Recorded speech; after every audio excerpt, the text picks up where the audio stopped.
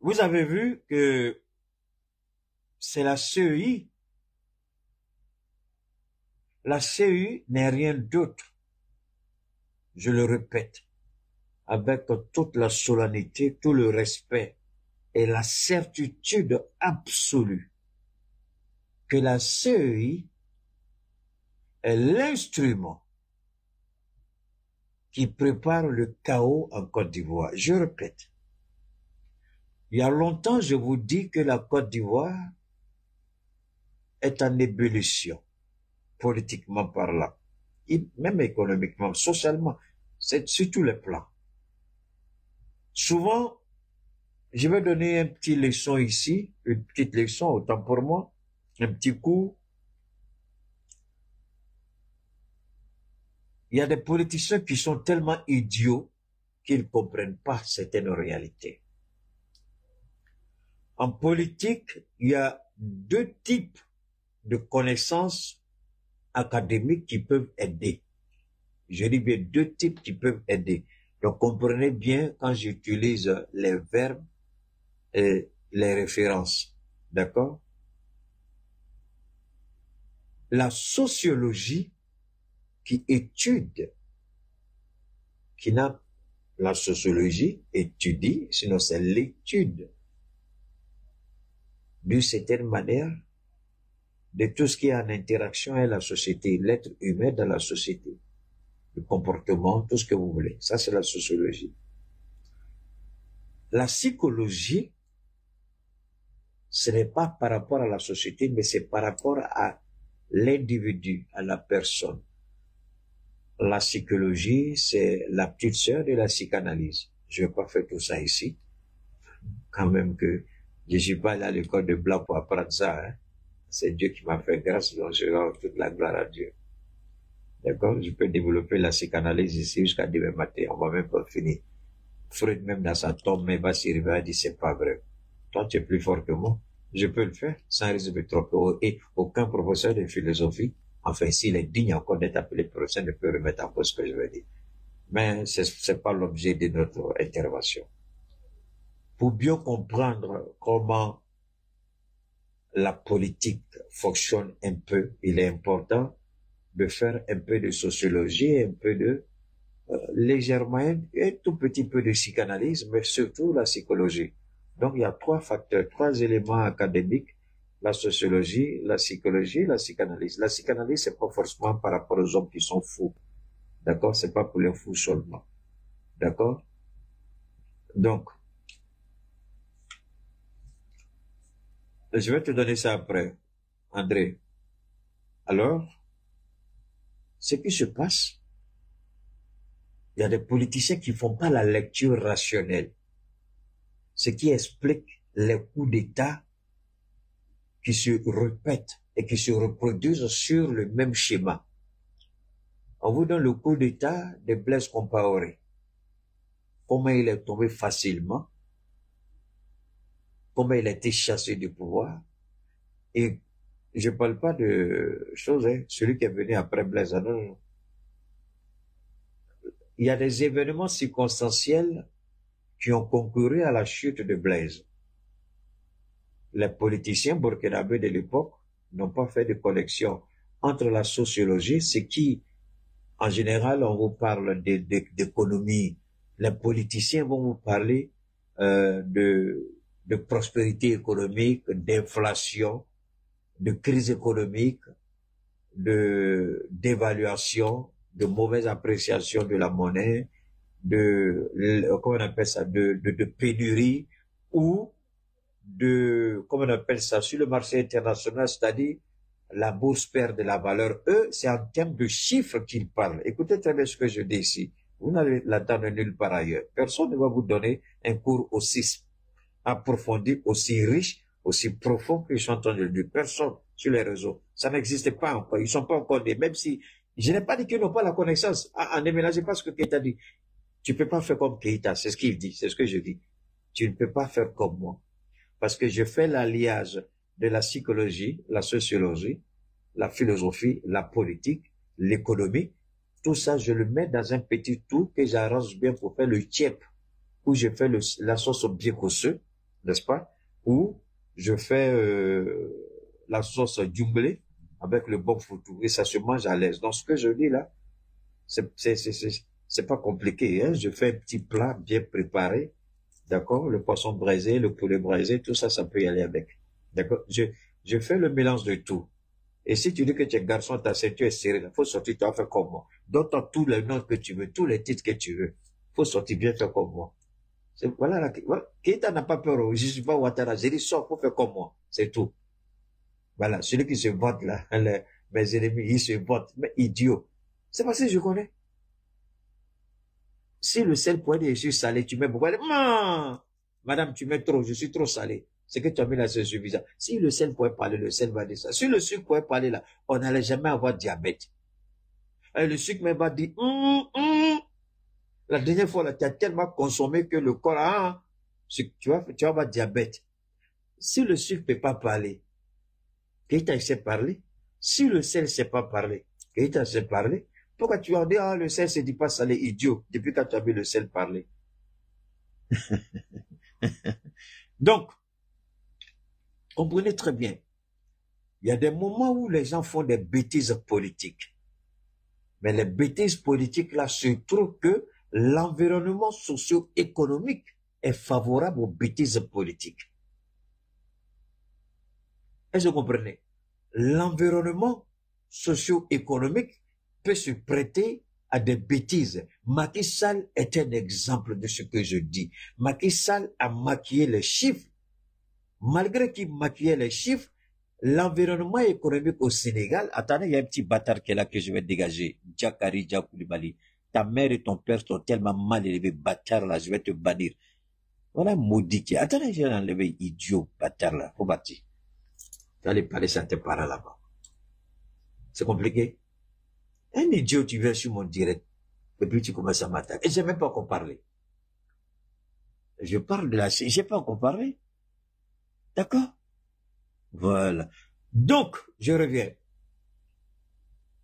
Macky Sall a maquillé les chiffres par rapport à un agenda politique, par rapport aux bêtises qu'il faisait. Malgré les remous, malgré l'arrestation, Ousmane Sonko jeté en prison, sinon on peut se poser la question, comment quelqu'un qui peut gagner des élections au premier tour, la population, il n'y a pas eu, comment on appelle ça, il n'y a pas eu cette révolte générale. Il y a plusieurs facteurs pour expliquer, mais on ne va pas rentrer dans la politique sénégalaise ici. Souvent, les politiciens profitent de la situation économique pour prendre les décisions les plus impopulaires. Et ces décisions-là passent parce que le peuple qui mange à sa faim, qui gagne l'argent, ne se plaint pas. Mais quand le peuple commence à grogner, à se plaindre, il y a des présidents qui ont des conseillers minables, ridicules, vauriens, qui écoutent ce que ces petits vauriens-là racontent. C'est ce qui est arrivé à Blaise Compaoré, il est tombé. C'est ce qui est arrivé à Alpha Condé, il est tombé. Vous connaissez la suite de tous ces présidents-là qui sont tombés. Parce que le Mali est un cas typique où le fils du président et ses amis ministres faisaient du gaspillage pendant que le peuple végétait. Leur bêtise n'était pas, ils ont fait une mauvaise lecture de la situation socio-économique. Et la mauvaise lecture a permis aux politiciens de tirer les leçons. Et ils ont lancé leur mouvement. La suite, nous la connaissons. Le régime est tombé. Nous avons une transition qui est en cours en ce moment. Ce qui se joue en Côte d'Ivoire. La Côte d'Ivoire, je vous ai dit, je vais m'atteler à faire tomber le régime de Ouattara. Je ne sais pas si je pourrai, mais je vais apporter ma modeste contribution pour faire tomber le régime de Ouattara. Le régime de Ouattara, s'il tombe demain, ne sera le fait ni de Keïta, ni de tous ceux qui mènent ce combat, mais ce sera le courage des Ivoiriens et la volonté de tout puissant. Voilà ce qui va faire tomber le régime de Ouattara. Mais attention, préparez-vous parce que ce monsieur-là, il fera autant de sacrifices humains que possible. Ils vont sacrifier autant d'enfants, autant d'albinos, pour sécuriser ce pouvoir-là par le sang. Je répète, Ouattara fera tout pour sécuriser son pouvoir par le sang. Et il nous appartient de dénoncer ce régime, de dénoncer les institutions qui sont déjà instrumentalisées. Ces institutions qui se deviennent aujourd'hui entre les mains de ces voleurs, de ces criminels, leur jouet, et ils utilisent ces institutions-là à soi et à volonté. Vous avez vu que ce que j'ai mis, c'est un des slogans de la CEI, qui est la Commission électorale indépendante. Quand je disais il y a quelque temps de cela que la Côte d'Ivoire est en ébullition, la Côte d'Ivoire est sur le point d'explosion, au bord de l'explosion en un mot. Les politiciens, ils sortent, ils interpellent. La race humaine, pour ne pas dire la nature humaine, la race humaine. Il y a une réflexion, mais je voudrais envoyer tous ceux qui sont intéressés à savoir la vérité. Il y avait des rois dans l'ancien temps. Après que Dieu ait demandé à son serviteur, le prophète Moussa, de faire sortir son peuple de l'Égypte, après que Dieu ait installé son peuple sur la terre promise, tel qu'il avait promis au prophète Abraham et à notre maman Sarah, quand la prospérité a commencé, le peuple a commencé à s'éloigner de Dieu. Le comportement d'Israël, beaucoup de gens font la mauvaise lecture spirituelle et historique. Quand vous regardez l'attitude d'Israël dans le Jourdain, dans le désert, quand vous regardez les différentes péripéties, les différents passages entre dans cette relation entre Dieu et le peuple d'Israël, les gens se limitent seulement à dire c'est la Bible, c'est pas nous. Mais vous êtes plus idiots que je ne peux l'imaginer si vous pensez ainsi. Non. Israël est un exemple. Dieu a présenté Israël est le modèle en tant que nation, mais le comportement d'Israël, vous le retrouvez dans beaucoup de personnes. Prenons nos frères musulmans. Quand ils commencent à avoir l'argent, ils oublient Dieu facilement. Ils commencent à se tourner vers les marabouts. Ils commencent à se tourner vers d'autres personnes. Mais c'est pas ce qu'Israël a fait. Bon. Quand l'homme noir, il commence à avoir l'argent, il devient son petit Dieu lui-même dans son monde et dans sa tête. Son argent devient son Dieu. C'est pas ce qu'Israël a fait. D'accord. Les institutions, on les manipule, on paye les procureurs, on paye les juges, on paye ceci, on paye cela, on met, parce qu'on a l'argent, on fait. C'est pas ce qu'Israël a fait. D'accord. Vous savez, il faut pas voir seulement le comportement d'Israël comme étant Israël de Jésus, ceci, cela. Non, si vous faites ça, vous avez menti. Ce sont les enfants de Dieu avant que toi tu le naisses, avant que ta maman te mette au monde là. C'était eux d'abord. Donc faut pas oublier, ne viens pas insulter Dieu devant sa face. C'était les enfants de Dieu, Dieu les a aimés qui peut. De toute façon, Dieu les a aimés et puis il a supporté leur bêtise là. Toi, Dieu pourra jamais t'aimer comme ça. Parce que Dieu voulait faire d'eux un modèle. Mais aujourd'hui, leur attitude, chacun dans notre comportement au quotidien.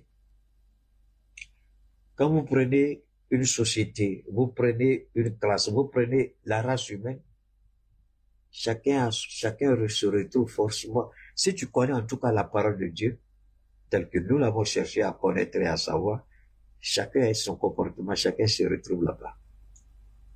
Israël était rebelle. L'homme, il va prendre tous les engagements avec Dieu, toutes les promesses avec Dieu. Ça, c'est quand il est dans la souffrance, hein. Il est soumis, il est sous l'esclavage d'une certaine manière. Mais quand Dieu commence à le bénir, il oublie toutes les promesses. Et c'est pas ce qu'Israël a fait. Bon, si je dis, on va pas quitter ici. Donc, chacun peut se retrouver déjà. Regardez ceux qui se disent musulmans, quand ils n'avaient rien, quand ils ont un peu, pas tous, mais 80%, regardez leur vie, cherchez à comprendre, vous allez voir tout de suite qu'il y a beaucoup de similitudes entre nos comportements singuliers et l'attitude collective d'Israël. Donc, quand vous regardez comment Dieu les a menés doucement, doucement, c'est l'étape de la vie de chacun de nous. Alors, je continue. Quand je disais que la Côte d'Ivoire était au bord de l'explosion, je dirais pas le chaos, j'avais pas pris le temps moi-même. J'étais inspiré par ces choses-là, mais je n'avais pas pris le temps d'aller comprendre la profondeur du danger qui menace aujourd'hui la Côte d'Ivoire. La Côte d'Ivoire n'est plus un pays stable, il faut arrêter de se blaguer. Il y a les remous sociaux à tous les niveaux. J'ai écouté les gens d'Aniama Débarcadère, que je connais très bien puisque j'ai été àAniama Débarcadère. Dans mes temps où je faisais la politique, j'ai installé la jeunesse communale. Bon, Anyama Débarcadère, c'est un peu entre Anyama et Abobo, hein. Je crois à Abobo Baoulé. Entre Abobo Baoulé, il y a une partie que Abobo Baoulé demande, il y a une autre partie que Anyama demande. En fait, ces choses-là sont un peu, je sais pas comment ils ont fait le découpage administratif, mais j'ai écouté les députés PDCI étaient allés parce que c'est les gens. Aujourd'hui, il y a un problème sérieux sur le foncier rural là-bas. Et les gens, c'est en ébullition. Le régime de Ouattara ne comprend pas. Ouattara croit que gouverner par la terreur, la barbarie, la violence. Il croit que il va finir à vouloir s'imposer et obliger les Ivoiriens à accepter et à se soumettre à sa volonté parce que c'est le grand Manitou, le tout-puissant empereur, Ouattara Ier, empereur du royaume ou de l'empire de Côte d'Ivoire. Donc martyrisé, violenté. Voilà le système de gouvernance du RHDP. Mais vous savez, à un moment donné, le peuple, quand il atteint un certain niveau, et que le peuple n'en peut plus, je préfère mourir parce que j'ai plus rien à perdre. Et quand une partie de la population commence à dire je préfère mourir, c'est fini pour ce pouvoir-là. Une fois que le premier tombe, le deuxième tombe sous les balles assassines, peu importe police, gendarme, armée, peu importe, les autres n'ont plus peur. Il y a un autre esprit qui vient les prendre en charge. Cet esprit-là défie toute norme logique et cet esprit-là les envoie à l'abattoir. Et tu seras indexé. Vous savez, ce que je suis en train de vous dire, je me prépare à le dire avec une certaine sérénité et je prends mon temps. Parce que l'intervention d'aujourd'hui va servir de témoignage, je vous en prie. Vous allez vous souvenir, le jour que le régime de Ouattara va tomber, vous allez vous souvenir. Ouattara a deux choix, deux options, pas trois. Soit il organise des élections crédibles, il tombe. Soit il bafouille les élections et il s'attend. Parce que s'il tombe par des élections justes et transparentes, il a la possibilité d'aller se réfugier au Maroc. Peut-être la CPI n'ira jamais le chercher là-bas. Mais si une révolution le fait tomber en Côte d'Ivoire, il n'aura pas le temps d'embarquer. Il n'aura pas le temps de Ben Ali. Il n'aura pas le temps de Bachar al-Assad et sa famille. Il n'aura pas le temps. Aucune négociation le fera sortir de la Côte d'Ivoire. S'il tombe par la révolution populaire, par la force du peuple de Côte d'Ivoire, Ouattara, il n'y aura pas un moyen pour toi. Il n'y aura pas d'échappatoire. Charles Blé Goudé a eu la chance. Ouattara l'a aidé à fuir. Voilà, s'est réfugié au Ghana. Il sait dans quelles conditions il a traversé la frontière. Je préfère laisser. Il parle toujours. Moi, j'aime mon petit frère. Mais il ne dit jamais aux gens comment il est sorti de la Côte d'Ivoire. Il parle de comment on l'a mené à la CPI, comment on l'a arrêté au Ghana. Mais il ne dit pas comment on l'a mis, comment il a été emballé comme un colis pour le faire sortir de la Côte d'Ivoire. Ça, il ne dit pas. C'est tout ça qui est à l'origine de la frustration de Ouattara, parce que Ouattara voulait faire de Charles Blé Goudé un exemple pour la jeunesse. Celui qui a eu le courage lors du forum de la réconciliation organisé par Laurent Gbagbo en 2001. Ce que Charles Blé Goudé a dit à Alassane Ouattara à la tribune à l'hôtel Ivoire, Ouattara n'a jamais oublié ça. Et Ouattara, vous savez, c'est quelqu'un qui est foncièrement rancunier. Et Ouattara, il savait très bien que Soro Guillaume avait une main d'une certaine manière.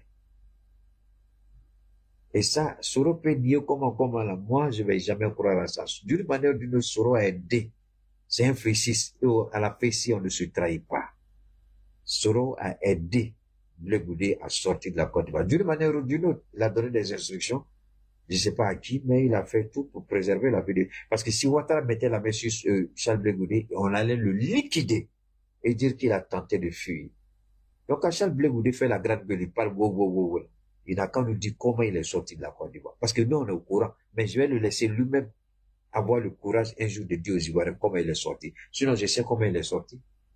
Blé Goudé, les gens de Kojeb qui m'écoutaient là, allez dire ça à votre patron. Demandez-lui ce qu'il t'a dit. Il faut expliquer comment tu es sorti. Mais il peut pas dire ça parce que s'il dit ça, il y a beaucoup de têtes qui vont tomber.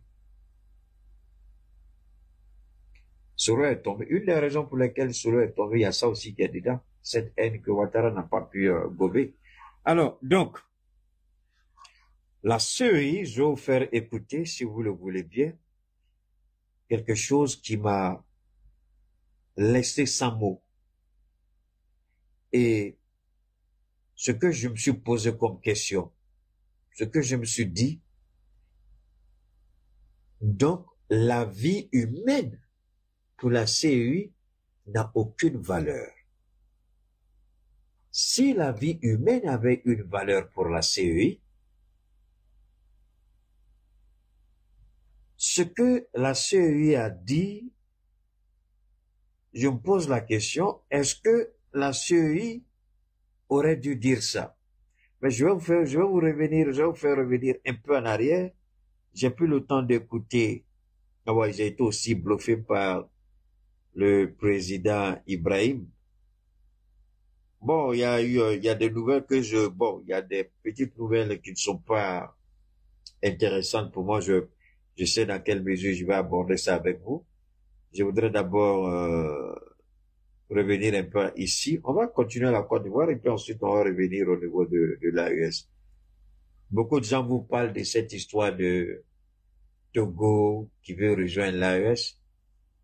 Si peut-être vous n'avez pas suffisamment de boulot, vous n'êtes pas occupé, vous n'êtes pas trop préoccupé, vous voulez vous amuser un peu, vous allez écouter ceux qui parlent de ça. Parce que ça n'en vaut pas la peine. Si vous êtes vraiment extrêmement occupé, votre temps est précieux, pardonnez à ça là, laissez puis allez, faites votre travail. Bon, écoutons ici d'abord. Revenons ici. Monsieur Dano, la question est la suivante. Finalement, vous dites RLU. Vous savez, je vais vous montrer une bêtise humaine. Alors, quelqu'un voulait le nom de l'artiste. J'ai déjà dit le nom, mon ami, c'est TK Max, c'est tout. Hein? TK Max, pardon, c'est tout. Voilà, le nom là, c'est TK Max. Alors, je vais vous ramener ici. Il y a, moi, je sais, excusez-moi, hein, les gars, moi, franchement, je suis d'accord avec vous, tout, mais il y a quelque chose qui me gêne un peu. Alors, pour moi, hein, quand on est vilain comme Daouda, quand on est un gorille comme ce Daouda-là, quand on est laid,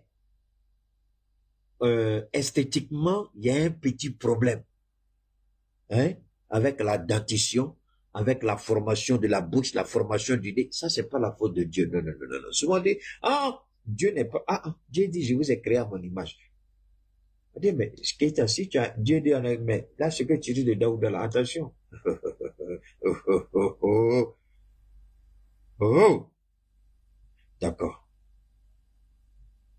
Ce qui sort de ma bouche, est-ce que c'est constructif, même si les thèmes sont souvent durs? D'accord. Mais voilà quelqu'un qui prend de l'âge comme Keita. Et que Dieu, avec le temps, Dieu, la gloire de Dieu est en train chaque fois de présenter quelqu'un devant vous comme quelqu'un qui ne vieillit pas, comme quelqu'un qui est jeune. Mais Dieu seul sait quel est l'âge de Keita. Et j'en suis fier. J'en suis fier. Combien de personnes prient Dieu tous les jours, ils n'ont même pas la moitié de ce que j'ai. Alors, c'est la jalousie de l'homme, hein. Ils vont dire, il est vieux. Ah, mais, voilà, eux, ils prient. Dieu, donne-moi santé. Donne-moi longévité. Mais là, quand Dieu donne à quelqu'un d'autre, ils sont jaloux. Mais Keita est fier. Wallahi billahi, je jure sur le Saint-Coran, dans ce mois-là. Mes petits frères, je ne parle pas de mes petits frères biologiques, non. Ceux qui sont moins âgés que moi, mettez-les à côté. Billahi, vous allez dire, ce sont mes grands frères aller-retour. Ceux que je suis plus âgé qu'eux, vous allez dire, ce sont mes grands frères. Ceux avec qui j'ai même âge, vous allez dire, ce sont mes grands frères. Bon, attendez. Maintenant, quand ça là, et puis vous voulez que moi je me plaigne, quand un idiot prie Dieu pour avoir la faveur que j'ai, il n'a pas. À mon âge. Souvent, quand je regarde mon âge, et puis je regarde des gens, souvent je regarde les artistes ou les acteurs de cinéma, je vois leur âge, et puis je dis, mais c'est pas vrai. Mais pourquoi les gens là, ils sont comme ça, et puis moi, je dis, et puis souvent je me mets, et puis je commence à prier Dieu. Je dis, merci infiniment Seigneur. Mais attention, tu pries Dieu pour avoir ce que j'ai, tu n'as pas, tu es jaloux, et puis tu me dis, vieux là, bâtard. Dieu ne donne pas ça à tout le monde. C'est ceux qui ont une faveur rare avec Dieu, ça, c'est Dieu. Maintenant, sois maudit, toi qui penses que c'est autre chose. Tu as vu produit sur mon visage. Je ne suis pas Emma West, je ne suis pas la petite Kadi que vous connaissez. Alors, on va revenir ici, je vous en prie. Il y a un petit gars là, c'est ça, l'odeur qui l'a fait de lui comme ça. Parce que souvent Dieu, quand Dieu vous... bon, je sais pas, non, mais permettez-moi quand même de vous faire écouter ça. Hein? Voilà, il est là. Voilà, l'idiot est là. Monsieur Daniel Djidji, la question est la suivante. Finalement, vous dites RLE, je pense que la CEI, elle est claire. Bon, ça, ce n'est pas moi. Je vous demande pardon, hein. Voilà lui ici, voilà le boubou dont il est question. Regardez-le. Bon, voilà le boubou dont je parle. Vous avez vu le boubou? Voilà le boubou. Maintenant, ce n'est pas tant l'apparence physique, mais c'est la l'odeur qui sort de sa bouche. L'inintelligence, le raté, le dévergondé, le minable. Écoutez, bon, maintenant les dents là, ça aussi c'est pas, on peut pas gâter le nom de Dieu ici. Dieu a fait quoi ici? Là c'est lui qui est là. Hein. Ok, continuons, on va l'écouter. À la matière, elle ne peut pas faire les RLE. Elle ne pourra pas s'éteindre. Écoutez bien. On est arrivé au point de rupture. Elle ne s'éteindra pas. Qu'allez-vous faire? Alors, voilà un idiot qui dit à un responsable d'un parti politique dont on a exclu le nom du candidat. La CE dit, on ne fera pas de révision de la liste électorale. elle ne se tiendra pas. On arrive à un point de rupture. Qu'est-ce que vous allez faire? Voilà la question qu'il pose. Peuple de Côte d'Ivoire, c'est ça, un autre visage de la démocratie. Je vous ai dit, la politique a un visage très laid, comparable au visage laid de ce mécréant, cette merde, cette canaille. Au moins, quand tu insultes petit argent, on te donne là, va arranger tes dents, hein, va rassembler tes dents, au moins tu vas être un peu joli, arrête de manger mal, pour que au moins c'est ta foi. Parce que Dieu aussi nous donne conseil de savoir manger. Quand vous mangez mal, vous êtes déformé. Il mange mal, il parle mal. Donc si tu manges mal, là, forcément tu vas parler mal. Mais si tu manges bien, ce qui sort de ta bouche là, même si ça choque là, c'est bon. Hein? D'accord. Il dit maintenant la CED on fait pas. Vous allez faire quoi? Peuple de Côte d'Ivoire, prenez votre tabouret, Facebook, YouTube, abonnez-vous. Donne-moi une seconde. Ok, ça va. J'ai eu l'impression que... Ok, d'accord, ça va. Alors, peuple de Côte d'Ivoire, prenez vos tabourets, asseyez-vous. Prenez votre tabouret, asseyez-vous, on va parler. Allez acheter votre thé.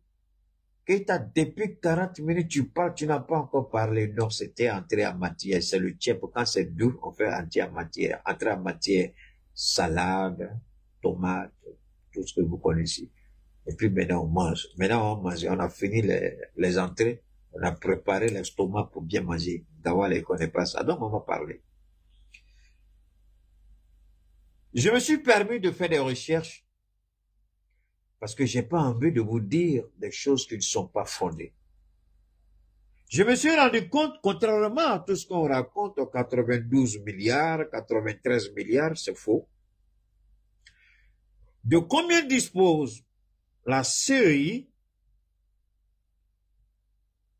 pour organiser les élections présidentielles en Côte d'Ivoire le 25 octobre 2025.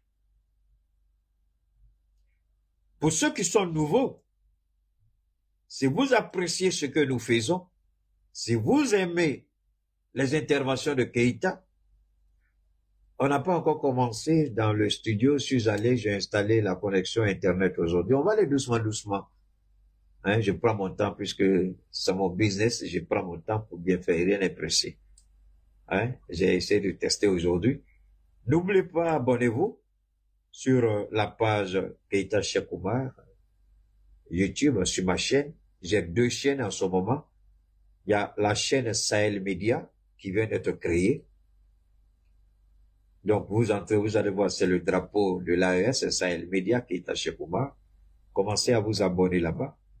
Et la chaîne principale, Keïta Cheikh Oumar, YouTube, c'est sur ça qu'on est en ce moment. Sur la page Facebook, c'est Cheikh Oumar Keïta. Donc, n'oubliez pas de vous abonner. Et puis, on va avancer. J'ai pris le temps. Et j'ai toujours dit, si l'homme n'est pas au centre de votre préoccupation politique, alors arrêtez de faire la politique. Vous faites la politique pour les hommes.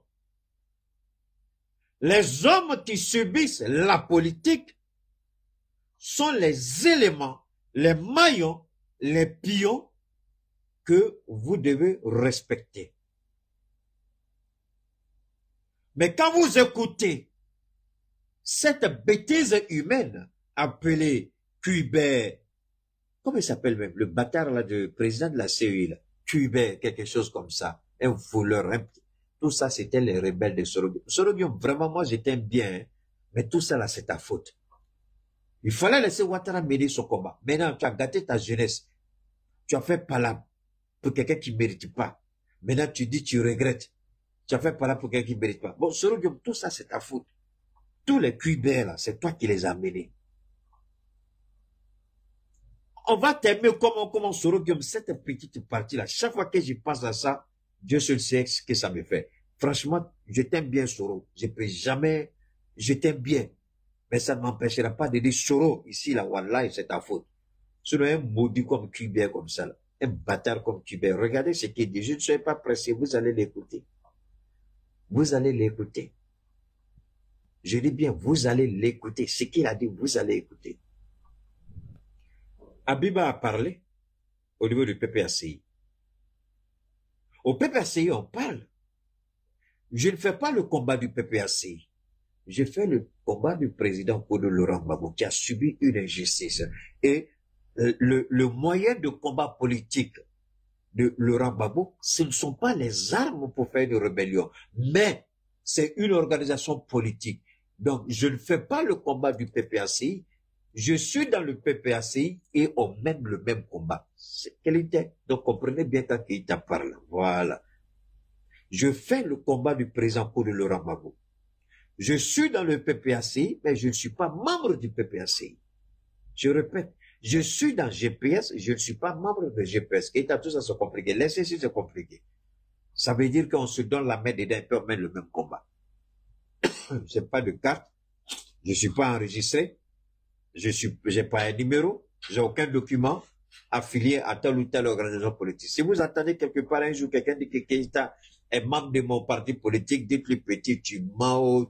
Keïta nous a toujours dit, n'a pas de parti politique. I don't have any. Nothing. J'ai aucun parti politique. Le président de mon parti politique, il s'appelle Dieu, Allah. Mon parti politique, c'est l'islam. C'est tout. C'est terminé. Si vous cherchez, mais je mène le combat de ceux qui méritent d'être soutenus et accompagnés. C'est totalement différent. Donc, j'ai donné ma vie à Dieu, c'est terminé. J'ai pas donné ma vie à un être humain. Mes deux parents ne sont plus. Je suis prêt, certainement, si Dieu dit que c'est ce qui doit être fait, à donner ma vie pour mon fils, mes enfants. Ça s'arrête là. Pas pour quelqu'un d'autre. Alors donc, on continue. En politique, si l'homme n'est pas au centre des décisions, si le principe de l'homme n'est pas pris en compte, si vous faites la politique pour tuer, vous n'êtes plus ni moins ni plus, ou bien le français c'est ça non, ni moins ni plus, ou bien ni plus ni moins, enfin prenez ce qui vous arrange, laissez ce qui vous arrange pas. Et c'est vrai, mon petit frère Poutou, il est sorti à Poutou, ou bien il est encore là-bas. À Poutou, on prie Dieu qui te fortifie. Il t'aide beaucoup et qui te soutient. On prie aussi Dieu que Maman Brigitte Bleu, qui est notre sœur, que Dieu la fortifie et que Dieu l'aide dans ces moments difficiles. Permettez-moi une seconde. Maman Brigitte, tu vois, c'est ce que je reprochais à l'époque à ta façon de mettre ton fils en avant. Vous vous rappelez, j'ai dit à Brigitte Bleu, j'ai dit, aucune mère ne doit prier Dieu pour avoir un enfant comme elle voulait, dit toutes les mamans d'avant. J'ai dit non, Brigitte Bleu, tu te trompes. Ce jour-là, je suis sûr que beaucoup d'idiots n'ont pas compris ce que je voulais dire. Mais aujourd'hui, Brigitte Bleu comprend très bien ce que Keïta voulu dire. Keïta, peut-être est un prophète, je ne sais pas, c'est Dieu qui le sait, mais Dieu m'établit pour dire des choses. Et ces choses-là, contestez-les, acceptez-les, je m'en fous. Si ça vient de Dieu, vous allez voir dans vos yeux. Brigitte Bleu, tu te rappelles que j'ai dit ça? Et pourtant, je ne m'attendais pas à ce que tu vives une situation pareille. Mais cependant, j'ai pris Dieu qu'il te fortifie et qu'il accorde sa faveur à Poutou pour qu'il puisse sortir. Ce jour, j'avais dit ça. Ceux qui me suivent il y a longtemps, vous savez très bien de quoi j'ai parlé. J'ai dit, maman Brigitte, il faut parler à ton fils. Tu es en train de te blaguer. Il va commettre une erreur qui lui sera fatale. J'ai dit ça.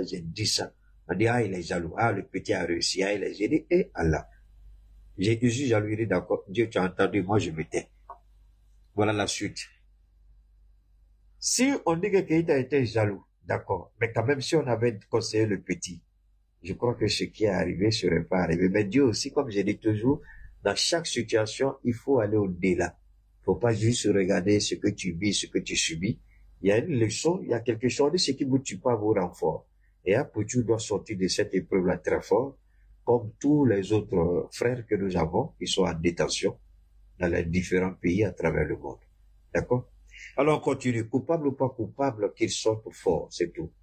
Même si vous êtes coupable et qu'on vous a condamné quand vous sortez des prisons, vous devenez fort, tout en reconnaissant vos erreurs, vous vous rebâtissez pour ne plus commettre les mêmes erreurs. D'accord? Voilà. Alors, la politique, je le répète, tourne autour de l'humanité, l'être humain. Dieu a construit tout son programme de société. Tout son programme, le programme de Dieu a été créé autour de l'homme, pour l'homme. Je n'ai pas dit par l'homme. Le programme de Dieu a été créé autour de l'homme, pour l'homme. Pour que l'homme puisse s'épanouir dans la visibilité, dans la projection de Dieu. Il dit, je vous ai créé à mon image. Aimez-vous les uns et les autres comme moi, je vous aime. Alors, Cuibert et son criminel de patron Alassane Ouattara, ils disent, on s'en fout des Ivoiriens, on va les tuer, on va les tuer, on va les tuer. Alors, Ivoiriens, je vais vous faire écouter des choses qui vont vous surprendre. Ici, un dialogue direct avec l'exécutif et plus particulièrement avec Monsieur le Président de la République, dont aujourd'hui le sort de votre leader dépend. D'accord. Merci. Vous voyez, le sort de Gbagbo Laurent dépend du dialogue que Alassane Ouattara veut avoir avec le PPAC. Je voudrais que les Ivoiriens retiennent cette phrase. Le sort de Gbagbo Laurent dépend de ce que Ouattara voudra. Le sort de Gbagbo Laurent n'est pas entre les mains d'Alassane Ouattara. Non. Je répète, le sort de Gbagbo Laurent n'est pas entre les mains d'Alassane Ouattara. Sinon, Laurent Gbagbo serait mort il y a longtemps. C'est à défaut de le tuer, de l'assassiner ou l'empoisonner qu'il veut faire ce qu'il fait. Mais attention, est-ce que Ouattara est maître du temps? Est-ce que Ouattara est maître du destin?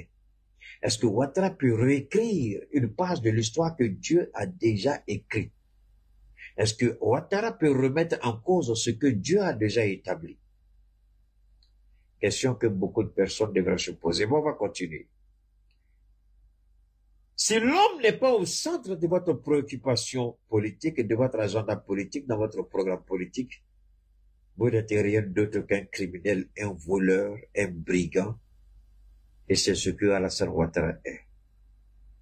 Quand vous mettez un ancien rebelle qui a pris du plaisir à tuer et à verser le sang, vous le mettez à la tête d'une commission aussi sensible que la commission électorale indépendante, qui se donne les privilèges et qui viole même le principe même de la loi.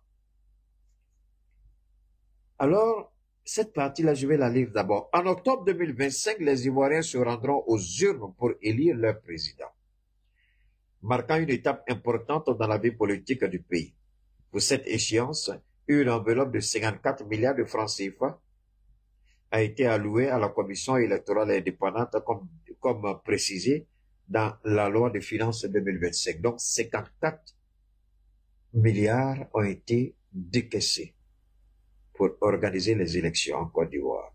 Je répète, 54 milliards de francs CFA ont été décaissés pour organiser les élections en Côte d'Ivoire. On continue. Ce montant est un recul de 3% par rapport au budget de 56,15 milliards de francs CFA. Ça, c'était en 2020. C'était à peu près 56,15 milliards, enfin 56 milliards, 15 millions. Ça, c'était pour 2020. Ici, c'est 54 milliards. OK. Mais ce qui m'intéresse, c'est ici. Le budget de la CEI pour 2025 intègre également une ligne spécifique décidée à la révision de la liste électorale doté de 27,5 milliards de francs CFA. Écoutez très bien. Donc, la révision de la liste électorale est budgétisée à 27 milliards 500 millions. La révision de la liste électorale, 27 milliards 500 millions. Je fais exprès pour que vous compreniez ces chiffres-là, pour savoir où on va.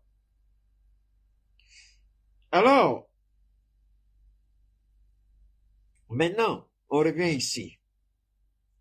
Maintenant, je vous ramène ici. Rapidement. Je vais vous faire écouter, si possible, il y a une petite partie que j'espère pouvoir vous le faire écouter. Ah, non, c'est pas ici, pardon, c'est ici. Voilà, c'est ici. Il y a cette petite partie-là que je voudrais vous faire écouter. Parce que c'est, je sais pas comment vous le dire, mais c'est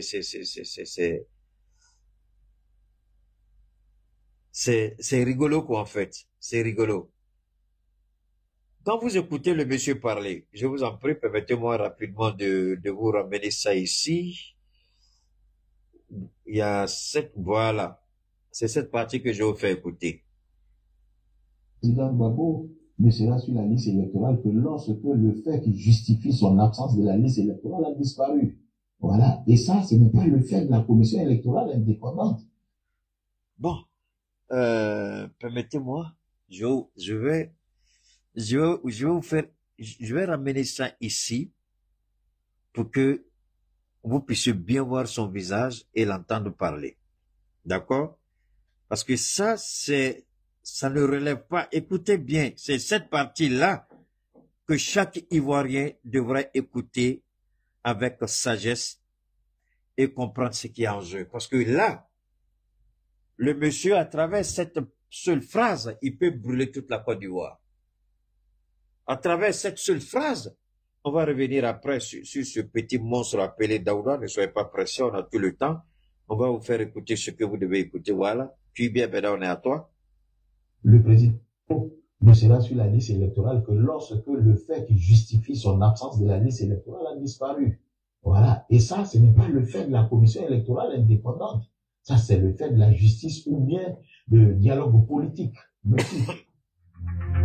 Alors, il dit, le président Laurent Gbagbo ne sera sur la liste que lorsque les éléments qui contestent sa présence sur la liste, que cette contestation, si elle est levée, en ce moment-là, son nom sera dessus. Vous voyez, c'est ce qui est dangereux. Vous commencez à comprendre que quand je dis que les petits minables qui prétendent avoir des diplômes, je m'en fous quel que soit le degré de votre diplôme, petit minable dans votre poche, ce petit torchon, ce petit bout de papier que vous avez dans la poche là, Keïta n'est jamais complexé devant quelqu'un qui prétend avoir patati ou patata. Quelqu'un qui peut être complexé Keïta, il n'est pas encore né. Je n'ai pas, attention, faut comprendre bien le français de Keïta. Quelqu'un qui peut complexer Keïta n'est pas encore né. Toi, tu es né d'un homme et d'une femme. Et puis moi, Cheikh Oumar Keïta, je vais te complexer jusqu'à ma mort. Je préfère mourir que d'être complexé. Non. Je peux te respecter. Ne confonds pas respect et complexe. Non. Je peux te respecter. Mais ne crois pas que ce respect signifie être complexé. Et d'ailleurs, je m'évertue tous les jours à éduquer Gaussou ici, dans ce sens, de jamais être complexé dans sa vie. Jamais. Parce que quand vous êtes complexé, vous devenez la source de toutes sortes de tentations. Et si Dieu n'est pas là pour vous récupérer à temps, la tentation va se transformer en envie, désir, et vous pousser à commettre des actes que vous allez regretter. Donc, quand vous n'êtes pas complexé, je vous jure au nom de Dieu, c'est une faveur immense que Dieu vous fait. Ne soyez pas complexés. Respectez, mais que personne ne vous complexe, ni par l'argent, ni par la beauté, ni par quoi que ce soit. ni par le matériel, ni par le diplôme. Soyez complexés devant le tout-puissant Allah. Humiliez-vous devant lui, c'est terminé. Le reste, c'est de la bouillabaisse. Mais ici, cette question a été soulevée à maintes reprises. Mais je vais vous permettre de comprendre encore beaucoup mieux. J'ai mon idée, mais je vais vous laisser d'abord, une fois de plus, comprendre ce qui est en jeu. Je vais vous amener à comprendre. Ça, c'est ce que lui, il a dit. C'est pas ça? D'accord. C'est ce que lui, il a dit. Hein? Il dit, tant que les éléments qui contestent la présence de Gbagbo Laurent sur la liste électorale, tant que ces éléments ne sont pas apportés, tant que ces éléments-là ne sont pas apportés, lui, il ne mettra pas le nom de Gbagbo Laurent sur la liste électorale. Écoutons ici encore.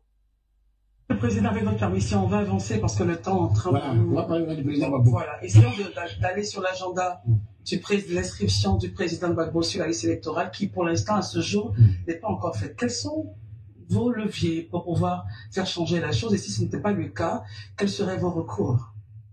Bon, le président Gbagbo, son cas est spécial, on le dit très bien. Les gens essaient de mélanger le poisson dans tous les sens. Le président Gbagbo est un citoyen ivoirien. Et la loi électorale dit que l'inscription sur la liste électorale est un droit. Écoutez, hein? L'inscription sur la liste électorale est un droit. Et sur cette base-là, tout citoyen doit s'inscrire sur la liste électorale. C'est quand il est inscrit sur la liste électorale et que la liste provisoire sort, qu'on vient pour contester la liste provisoire. D'accord, je m'arrête là. Je m'arrête là. Vous savez, quand un ancien rebelle, je vais vous choquer, mais avant de dire ça, je demande pardon. Je vous demande pardon. Bon, c'est bon, je vais pas utiliser. Il y a une expression que je voulais utiliser, je vais pas utiliser. Vous voyez, il y a ce qu'on appelle la méthodologie.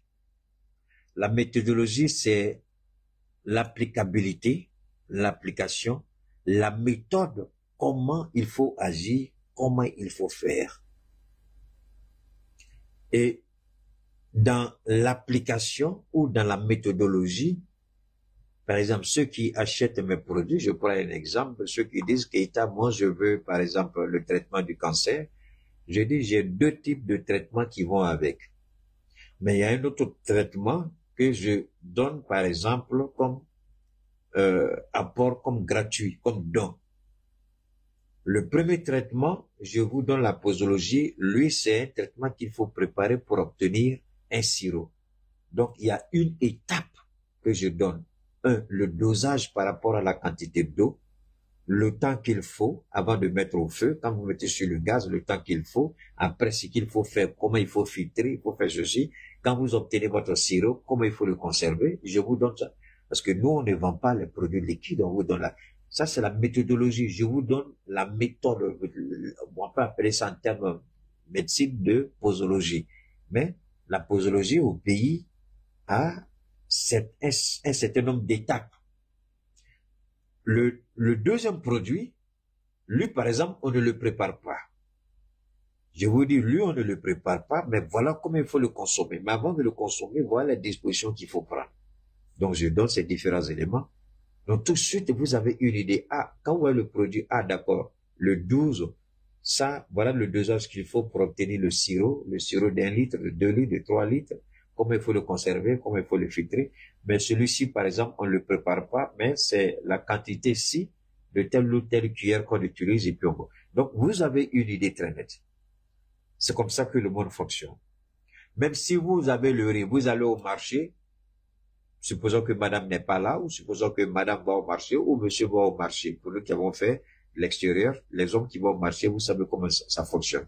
Puis vous allez vous acheter, vous allez dans le grocery store, vous achetez, vous venez, il faut trier le riz. Bon, en général, là-bas, le riz, on ne trie pas, d'accord? On prend le riz, on nettoie un tout petit peu, on met au feu, et puis bon, si c'est le poisson ou la viande, vous savez, il y a une étape Vous préparez la viande avant de le mettre au feu. Quel type de viande vous voulez? Est-ce que c'est du braisé? Est-ce que c'est avec la sauce que vous voulez? Est-ce que c'est la branche grillée que vous voulez? Donc, il y a, ou bien la viande avec soupe. Donc, vous allez étape par étape. C'est la même chose avec la commission électorale indépendante concernant 27 milliards 500 millions est donné pour réviser la liste électorale. Je vous ai donné ce chiffre à dessein. Vous ne pouvez pas avoir ce chiffre, cette somme, ce budget de 27 milliards. C'est pas à cause de Laurent Gbagbo qu'on a donné. Les 27 milliards, c'est pour l'ensemble des Ivoiriens. Et Gbagbo Laurent, comme Dano Djedji a dit ici, il fait partie des Ivoiriens. Donc, d'emblée, tous les Ivoiriens, je répète d'emblée, tous les Ivoiriens sont susceptibles d'être sur la liste électorale. Maintenant, d'après, regardez, hein, le régime, je vous en prie, à cause de partager, parce que ça là, c'est l'un des meilleurs directs que je vais faire, et de loin, ça peut même servir de jurisprudence, même à notre petite sœur Abiba. Keïta, c'est qu'elle est, pardon, c'est diplôme-là, ou bien t'as pas compris ce que Keïta dit. Il n'a pas peur de diplôme de quelqu'un. D'accord? Voilà. Donc, ça peut aider Abiba elle-même. Envoyez ça au PPACI. Envoyez ça à la CEI. Je sais que Ouattara, il est mourant, mais envoyez ça quand même à Ouattara. Parce qu'ils ont des enfants qui sont sur les réseaux, quand on sont honnêtes, qui envoient ça à ses parents. Donc, ce que je dis, donne-moi une seconde. Alors, ce que je répète ce que j'ai dit. Écoutez très bien. Salut à toi, Klimbé. Comment vas-tu? Maintenant,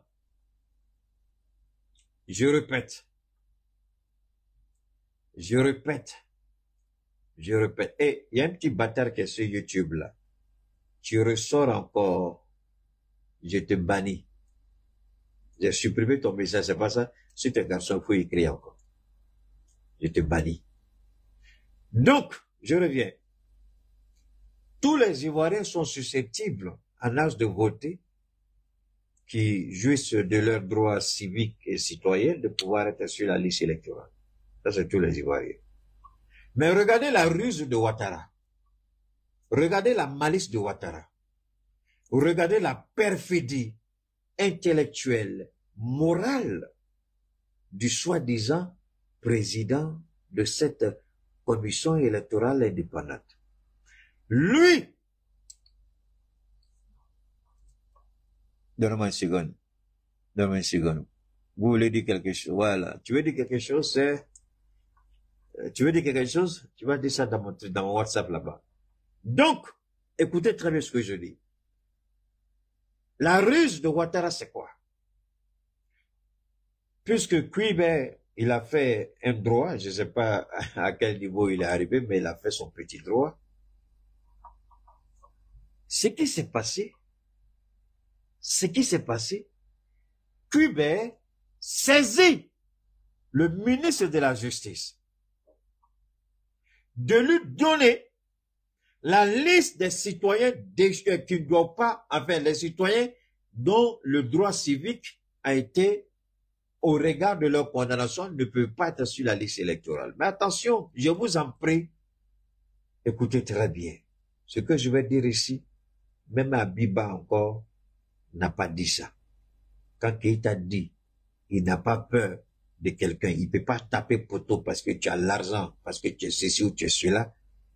Écoutez quand Keïta parle. Je répète. La ruse de Cuibert, le voleur, le menteur, le corrompu, l'indigne, le bâtard par excellence, bâtard politique, bâtard des nationalités, bâtard à tous les niveaux, le président de cette soi-disant CEI. Avec lui, je ne ferai pas de retenues, parce qu'il est malade. La ruse qu'ils ont trouvée, c'est quoi? Pour justifier le retrait du nom de Laurent Gbagbo, de la liste électorale, de Soro Guillaume, de Charles Blé Goudé, de tout ce que vous connaissez. Moi, je serais heureux qu'on me dise dans quelle disposition de la loi électorale, si ça existe, je vous en prie, donnez-moi rapidement l'article et puis on va lire devant tout le monde et quand on finit de lire, on dira que Kuiblé a raison. Kuibert a raison. Donnez. Et la rue, c'est quoi? Le président de la CEI s'auto-saisit et demande au ministre de la Justice, garde des Sceaux, de lui donner la liste de ceux qui ne doivent pas figurer sur la liste électorale. En fait, cela n'a jamais été institué. C'est pas à lui, je répète. Ivoirien, je suis en train de vous donner quelque chose au cadeau. Cadeau, quand il t'a dit, il est baobab là, soyez jaloux, soyez mécréants, je m'en fous, il est baobab de Dieu. Parce que ce que je suis en train de dire là, même je me pose, envoyez ça, il n'a qu'à regarder s'il pourra dormir ce soir. Il s'auto-saisit, alors que nulle part dans la loi électorale, il est dit que le président de la commission doit saisir le ministre de la Justice pour lui donner la liste. Ça, c'est la ruse du RHDP. Moi, j'ai fini mon direct ici. C'est-à-dire que moi, là, ça, là, j'ai fini. Logiquement, j'ai même plus de direct à faire encore. Je vais à la maison. Ah, pardon, je suis à la maison. Je vais dans mon lit. Mon direct est fini ici. Il n'y a plus de direct. Je viens de terminer. Mais je vais vous amener à comprendre. Sinon, en temps normal, là, c'est fini. J'éteins tout et puis je vais me coucher.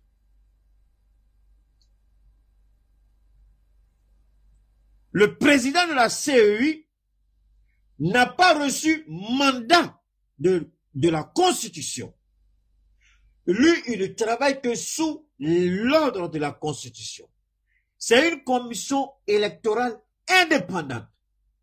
À cet effet, il ne prend pas instruction. Je vais revenir rapidement comme ça.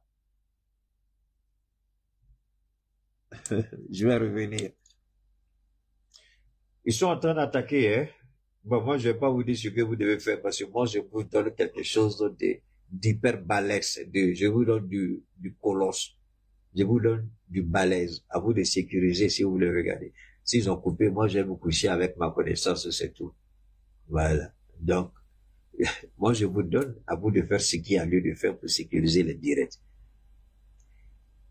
Kuiber, il mélange serviette et serpillère. La Constitution, il n'a jamais été dit dans la loi électorale que le président de la commission électorale indépendante doit s'auto-saisir et demander au ministre. C'est pas son droit. Ce n'est pas à lui de faire ça. C'est lorsque les Ivoiriens finissent de s'inscrire sur la liste électorale que maintenant, le ministre de la Justice envoie la liste de ceux qui ne doivent pas figurer. Mais d'abord, je répète, ce n'est pas à lui d'empêcher un Ivoirien de s'inscrire.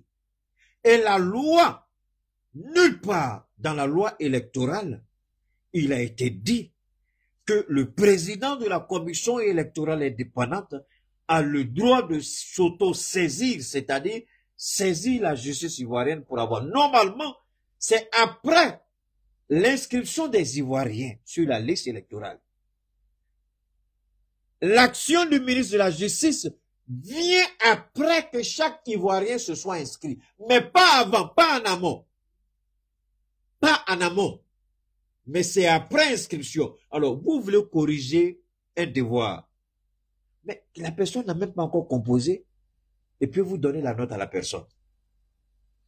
Attends, moi mon direct est fini ici les gars, je m'en vais. Parce que quand j'ai dit ça là, c'est fini, il n'y a plus rien encore. Qu'est-ce que je vais dire encore? Quand je vous dis que moi là, il n'y a pas garçon sur la terre des hommes, ni d'un homme et d'une femme. Ton diplôme là, puis moi, j'ai marqué ça. Et puis je serai complexé.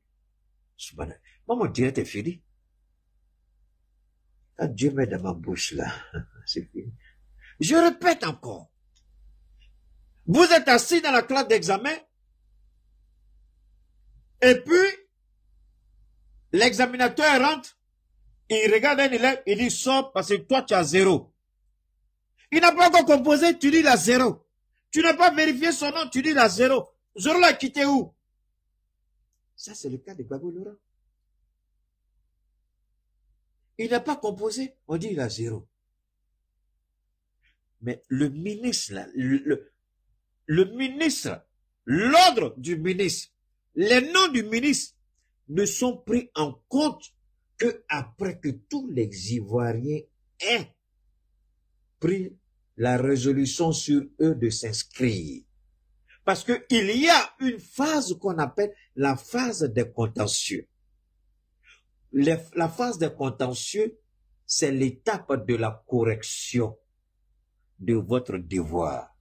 Vous faites votre devoir, maintenant, le professeur, les correcteurs, parce qu'il y a les examinateurs, il y a les surveillants et il y a les correcteurs dans une salle d'examen.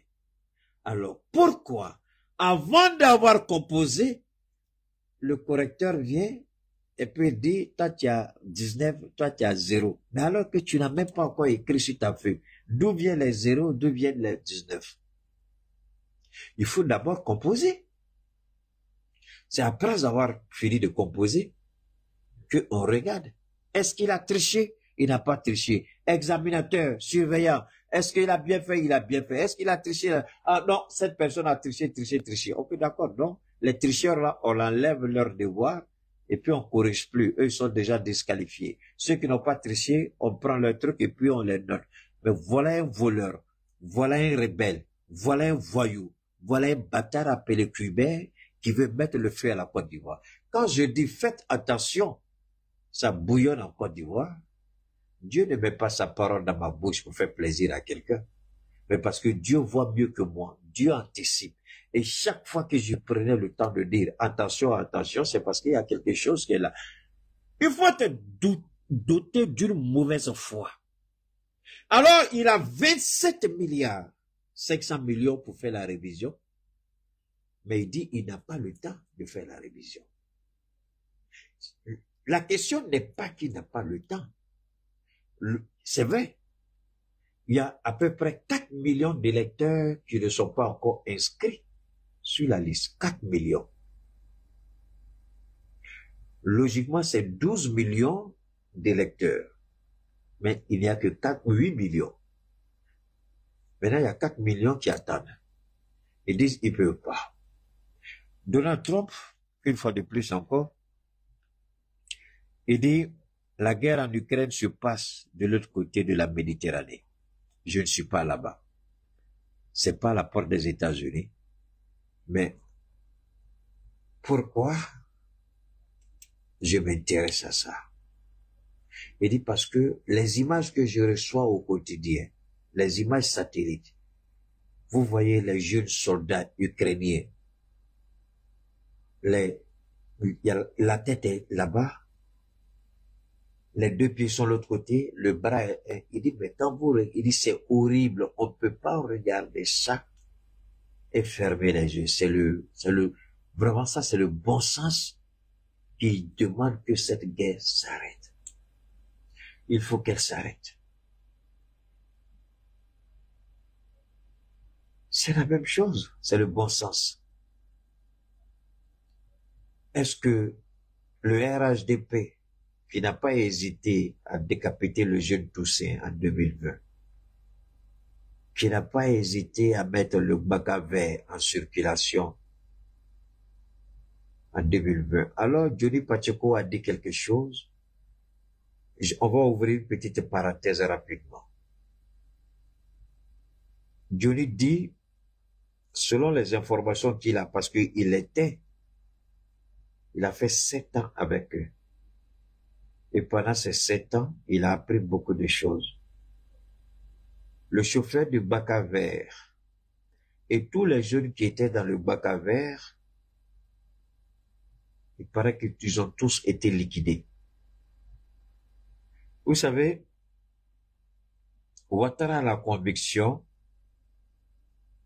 que tôt ou tard, il risque de se retrouver devant une juridiction compétente. Et on va lui demander des comptes. Et Ouattara, tous ceux qui peuvent être des, je sais pas comment vous le dites, mais tous ceux qui peuvent témoigner de son implication directe dans certaines actions, tous ceux-là sont en train de disparaître progressivement, un à un, doucement, doucement. Ils sont en train de les liquider. Ils sont en train de les liquider. Tous ceux qui, d'une certaine manière, ont été impliqués ou sont impliqués, Ouattara est en train de les liquider. Donc, Johnny l'a dit la dernière fois, j'étais étonné, c'était la première fois que j'entends ça. Il dit, tous ceux-là, même le Baga vert, là, tous les jeunes gens, là, on les a tous tagués, on les a tous, ils ont tous disparu. Parce qu'ils peuvent parler demain. Et s'ils parlent, Ouattara a retenu la leçon des quoi là même ça, c'est 6000, non? Comment on appelle ça, les démobilisés, non, c'est pas les démobilisés, les contingents 6000 ou mais quoi là même là, ils avaient un nom là, les gars de Boaké là, qui sont sortis, ils ont parlé, ils ont tué pour Ouattara, on leur avait promis villa. Ouattara qui a dit que la rébellion là, c'est pas de son fait. Voilà la deuxième preuve que moi je vous apporte, que cette preuve-là, on peut l'apporter aussi au niveau de la CPI. Et au passage, j'ai eu à une époque, je vais pas vous dire quand, j'étais juste à Korogo. J'ai été à Korogo. Merci, 8400. J'étais à Korogo et j'ai dialogué avec les démobilisés, là, leur patron. On a parlé. Mais je vous jure qu'ils ont fait des... Moi, j'avais enregistré, mais j'ai changé tellement de téléphone que c'est parti ça que je me rends compte. Mais ils ont dit des choses qui vous laissent perplexes. La promesse qui leur a été faite. Ouattara a envoyé son fils, Ténébrema, faire des promesses à tous ceux-là. C'est pas Soro qui a fait promesse, c'est pourquoi le nom de Soro n'est pas sorti dedans. Parce qu'il avait voulu utiliser Soro, Soro n'a pas accepté. Parce que Soro était malin. Toutes les décisions que Ouattara prenait, Soro venait avec. Et c'est à cause de ça que une des raisons pour lesquelles il a cette haine contre Soro, parce que Soro a trop d'éléments contre lui. Chaque fois quand il dit quelque chose, Soro vient avec, ah, monsieur le président, c'est votre OK qui est important. Hein. Donc Soro a fait signer à Ouattara tout. Et chaque fois que Ouattara signait, Soro avait les copies. Chaque fois que Ouattara signait, Soro avait les copies. Sinon, posez-vous la question, pourquoi avoir là une maison où tu as déjà couché là-bas et puis tu as commis des actes d'infidélité avec certaines personnes à l'intérieur de cette maison? Ouattara avait sa chambre là-bas, la villa de Soro à Martori là. Ouattara dormait là-bas. Mais pourquoi il a mis cette maison? Pourquoi il a arraché cette voiture? Et puis, vous croyez vraiment qu'ils ont vendu cette maison à quelqu'un d'autre? Non. Si vous fouillez l'acte du notaire là, vous allez vous rendre compte que la maison n'a jamais été vendue. Quelqu'un s'est proposé, mais l'argent a été retiré. D'abord, il n'y a jamais eu de transaction. La maison a été saisie, mais la maison n'a jamais été mise au nom de l'État de Côte d'Ivoire. La maison là, c'est la femme de Ouattara qui a ça. La maison de Soro. La maison n'a jamais été vendue. Ouattara est trop fort, c'est un voleur professionnel, il sait ce qu'il fait. C'est pas aujourd'hui qu'il a commencé à voler. Alors, voilà le président de la CEI qui n'a pas été mandaté par la Constitution, parce que lui, il n'agit que conformément à ce que la Constitution dit, conformément à ce que la loi électorale dit.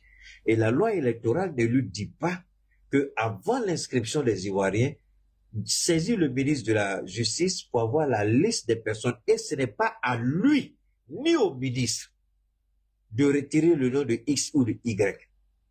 Ce que la loi dit, chaque Ivoirien peut et doit s'inscrire. Maintenant, c'est quand la phase du contentieux, parce qu'on donne 27 milliards 500 millions pour la révision, c'est parce que chaque étape est prise en compte. Et l'étape de ce qu'on appelle l'étape du contentieux, Si maintenant le nom de Laurent Gbagbo est inscrit pendant l'étape de contentieux, c'est après avoir inscrit le nom de tous les Ivoiriens. C'est au regard du fait que tous les Ivoiriens sont inscrits et on sait qu'il y en a qui sont morts. C'est pas seulement au ministre de la Justice. Est-ce qu'elle saisit, par exemple, les hôpitaux? Parce que si vous voulez regarder ici, je vous jure au nom de Dieu, eux-mêmes, c'est-à-dire, ils ont biaisé même la loi, croyant qu'ils font le travail de la loi. D'accord, vous saisissez le ministre de la Justice pour voir ceux qui ont perdu leurs droits civiques. D'accord. Mais qui vous saisissez en cas de décès ou en cas de voyage définitif? Qui vous saisissez? En cas de décès, c'est qui? C'est pas les mairies, parce qu'il faut déclarer à la mairie que quelqu'un décide. Donc, ça veut dire c'est qui? C'est le ministère de l'Intérieur. Alors, est-ce que le ministère de l'Intérieur a fourni la liste de toutes les personnes décédées en Côte d'Ivoire, de tous ceux qui ont quitté la Côte d'Ivoire et ne sont pas encore de retour en Côte d'Ivoire? Est-ce que le ministère des Affaires étrangères a dit, OK, telle personne qui était en Côte d'Ivoire n'est plus en Côte d'Ivoire, mais désormais aux États-Unis, au Canada, en France, en Allemagne, en Italie, au Portugal, en Russie, en Chine, en Turquie? Voilà pourquoi l'étape du contentieux ne se limite pas seulement au ministre de la Justice. Et le contentieux ne peut commencer que après que les gens se soient inscrits. Vous ne pouvez pas noter quelqu'un qui passe un concours ou un examen tant que la personne n'a pas reçu les épreuves et composé correctement. C'est après avoir reçu les épreuves et après avoir composé, on sait que le surveillant, celui qui vous a regardé, vous n'avez pas triché, vous n'avez pas vous remettez votre copie et ben là, ça va dans la salle de la correction. Et c'est là qu'on regarde ce que vous avez fait, on corrige et puis vous êtes noté. Mais comment vous vous levez vous-même et puis vous saisissez, vous demandez, donnez-moi. Et là, il vient de déclarer la guerre au parti politique, il vient de démontrer qu'il est partisan. Parce que ce geste-là veut dire qu'il a une intention derrière la tête. Pourquoi il n'a pas saisi le ministre de l'Intérieur pour avoir la liste des personnes décédées? Pourquoi il n'a pas fait ça? Pourquoi il n'a pas fait ça? Il aurait pu faire ça aussi. Pourquoi il n'a pas fait ça? Donc, ce n'est pas à lui de refuser que Laurent Gbagbo soit inscrit. C'est après que Laurent soit inscrit qu'on apporte la preuve qu'il ne peut pas être et son nom doit être retiré. Alors, cela doit vous donner une idée de ceux qui gouvernent la Côte d'Ivoire. Ceux qui gouvernent la Côte d'Ivoire sont des voleurs. Ceux qui gouvernent la Côte d'Ivoire sont des marmailleurs. Ceux qui gouvernent la Côte d'Ivoire sont des incompétents et ils ne connaissaient rien à la matière. Sinon, on voudrait bien savoir pourquoi alors vous décidez. Dans une seconde, on va revenir encore sur la vidéo. Alors, sinon, pourquoi vous faites ça? On met Gbagbo Laurent sur la liste électorale et quand la liste va sortir, qui a son nom, on va venir contester. Ceux qui ne veulent pas suivre la liste, ils vont venir contester, ils vont nous expliquer pourquoi on ne veut pas qu'il soit sur la liste. Ça, c'est le principe. Maintenant, on me dit, Gbagbo Laurent ne doit pas être sur la liste électorale parce qu'il a été condamné à 20 ans de prison pour avoir braqué la BCAO. Chers amis, c'est un dossier, je ne sais pas comment vous l'expliquer, mais soyons un peu plus sereins et sages sur ce dossier. Laurent Gbagbo a été jugé, semble-t-il, par la justice ivoirienne pour ces faits-là. Ouais, écoutez, Dans le même temps, Laurent Gbagbo est devant la CPI pour les mêmes faits. C'est-à-dire tout ce qui se fait passer, la crise post-électorale. Il y a la CPI pour ça. La CPI, qui est une justice internationale que vous-même vous avez choisi pour amener Laurent Gbagbo pour être jugé, cette CPI dit le monsieur n'a rien fait, il est blanchi, il est définitivement acquitté. Vous vous levez pour dire non, il n'est pas définitivement acquitté. Hein. Celui-ci, il a braqué une banque. Donc, on veut le juger. Hein? Alors, vous savez, le retour du karma existe bel et bien. Ceux qui jubilent, on ne veut pas le voir, on ne veut pas le voir. Je voudrais que les gens fassent preuve d'un peu d'intelligence, de ne pas se comporter comme des idiots, qu'ils fassent preuve d'un peu d'intelligence. Aujourd'hui, vous pouvez applaudir parce que c'est Laurent Gbagbo. Mais demain, ça peut être vous, un proche à vous. Vous n'êtes pas éternel. Demain, vous ne serez plus au pouvoir. Est-ce que vous souhaiteriez voir ce que vous cautionnez aujourd'hui, que Gbagbo subit? Est-ce que demain, vous seriez... Parce que n'oubliez pas la politique, en politique, tout peut arriver. Quand vous regardez ce qu'est la justice américaine, le FBI, en complicité, comment ils ont voulu détruire la vie de Donald Trump, le jeter en prison. Vous n'avez pas une idée du nombre d'accusations, les délits qui lui sont reprochés, qui lui ont été, pardon.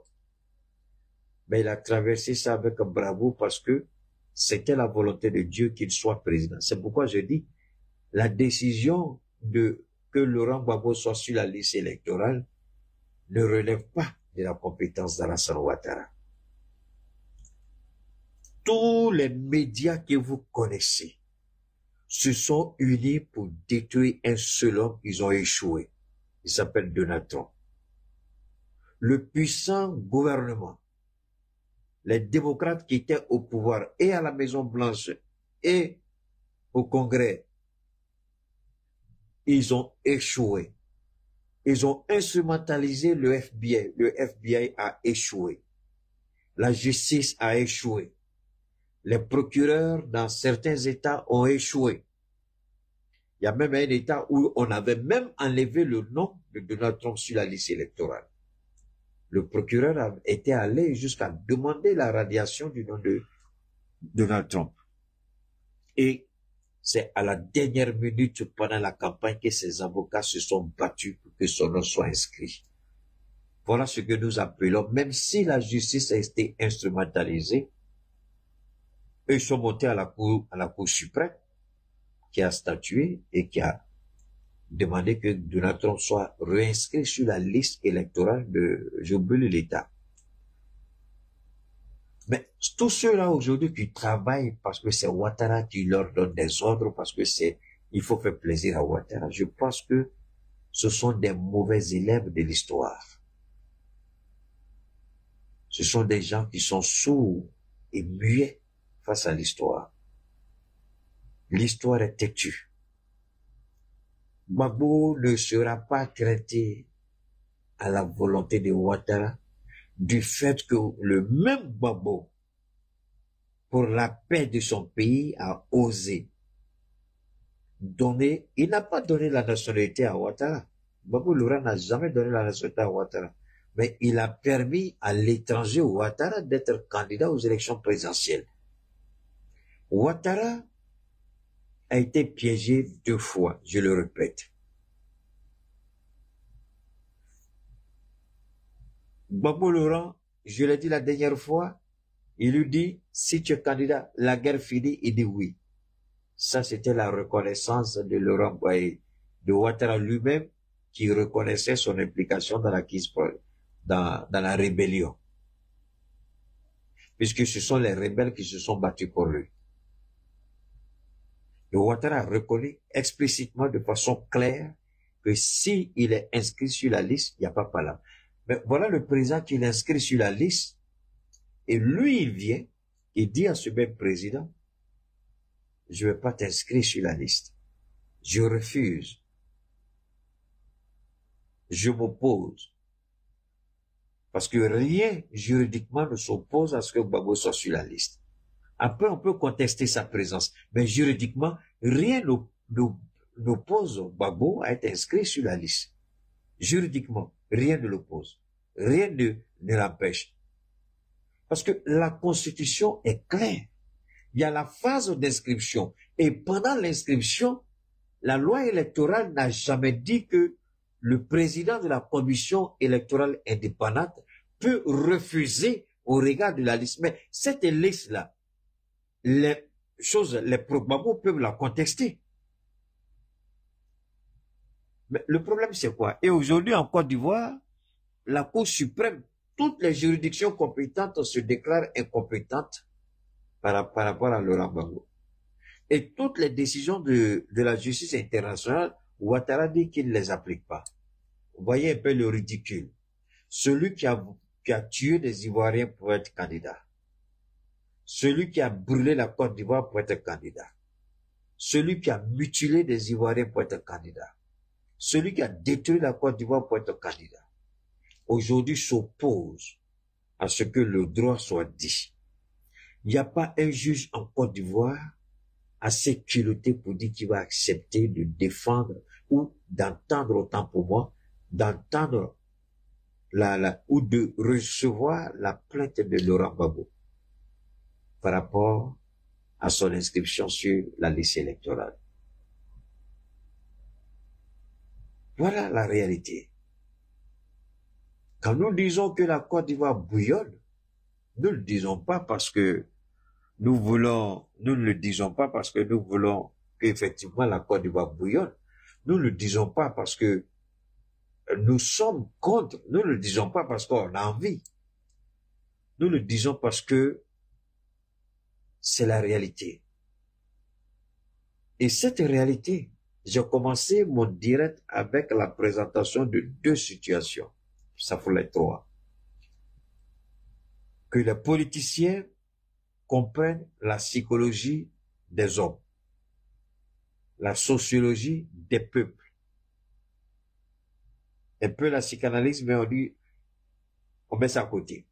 Parce que la sociologie, il y a tout dedans.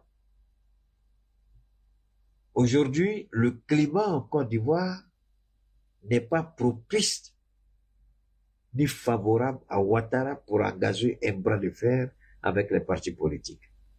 Je répète, s'il a suffisamment de psychologues autour de lui, de sociologues ou de politologues, la chose la plus simple, ce moment-ci, jusqu'en octobre, et à 7 ou 6 mois, nous sommes déjà pratiquement à presque 6 mois, la situation, le terrain, le paysage politique aujourd'hui en Côte d'Ivoire n'est pas favorable à la contestation, aux remous sociaux.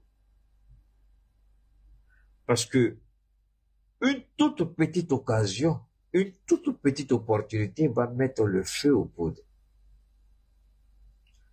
Ouattara croit que les mercenaires qu'il a logés à l'hôtel Sébreko, les encagoulés qui sont à sa solde, cette unité d'élite qu'il a formée, équipée, toujours tout cela logé à l'hôtel Sébreko. Ouattara pense que ceux-là vont l'empêcher de tomber, ou ceux-là vont réprimer. Vous savez, je vais dire quelque chose aux idiots du RHDP.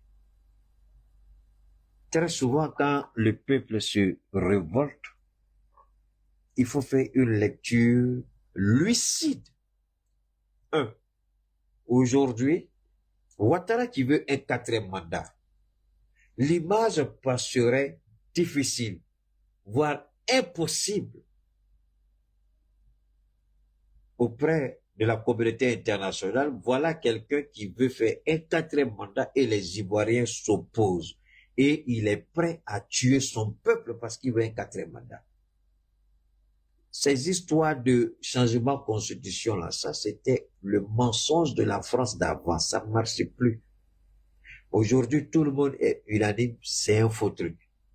C'est pourquoi le Togolais là, il a compris, il dit, bon d'accord, comme moi j'ai envie de mourir au pouvoir, j'ai pas envie de quitter le pouvoir, la présidence là, c'est désormais 5 ans, donc on va modifier la constitution, donner tous les pouvoirs au premier ministre. On va passer d'un régime présidentiel à un régime parlementaire. Et c'est le premier ministre qui va avoir tout. Le premier ministre devient le super président, en fait. Et le président sera dépouillé de tout. Il ne sera qu'un président honorifique. C'est ce que Yassine est en train de faire pour rester au pouvoir. Alors, si ça passe, un premier ministre, il n'y a pas de limitation de mandat. Même chez les Blancs.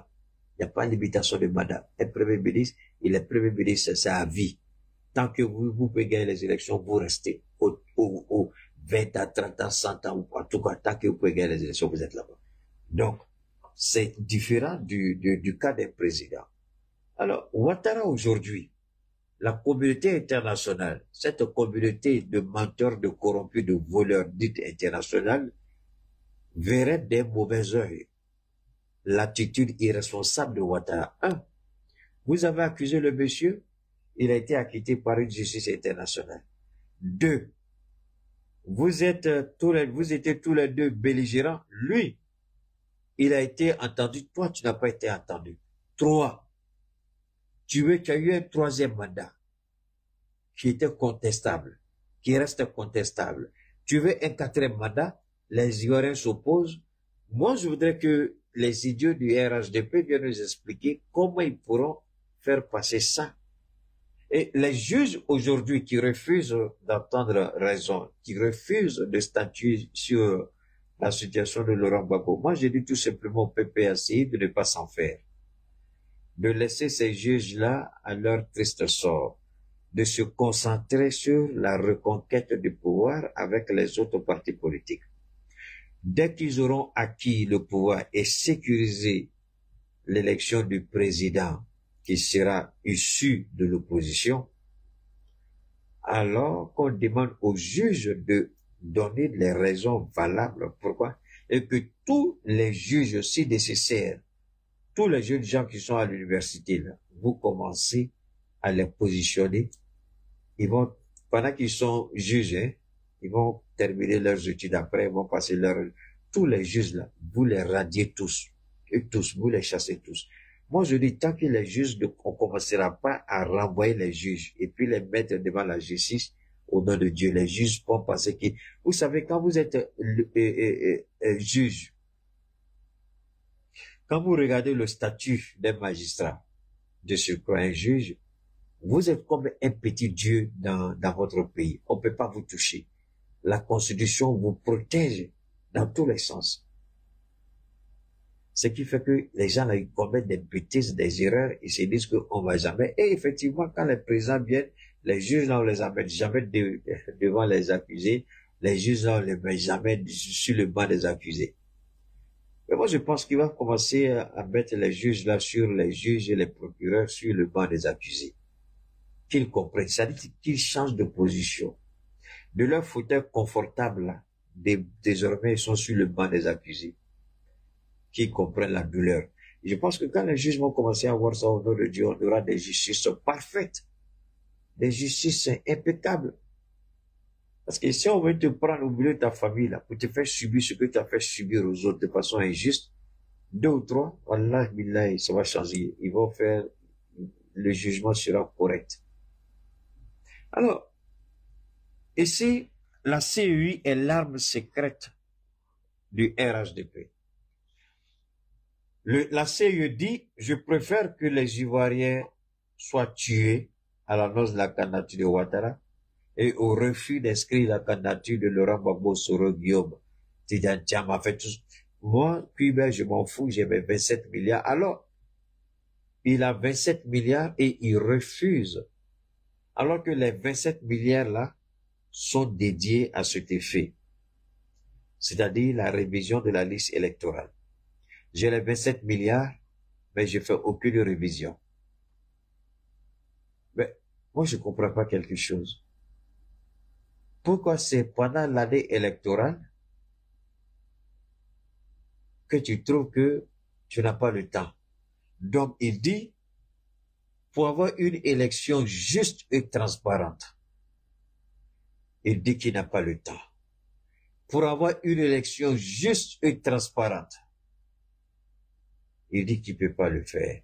Pour avoir une élection juste et transparente, il dit qu'il préfère violer la loi, il préfère sacrifier les Ivoiriens, mais il n'a pas le temps pour ça.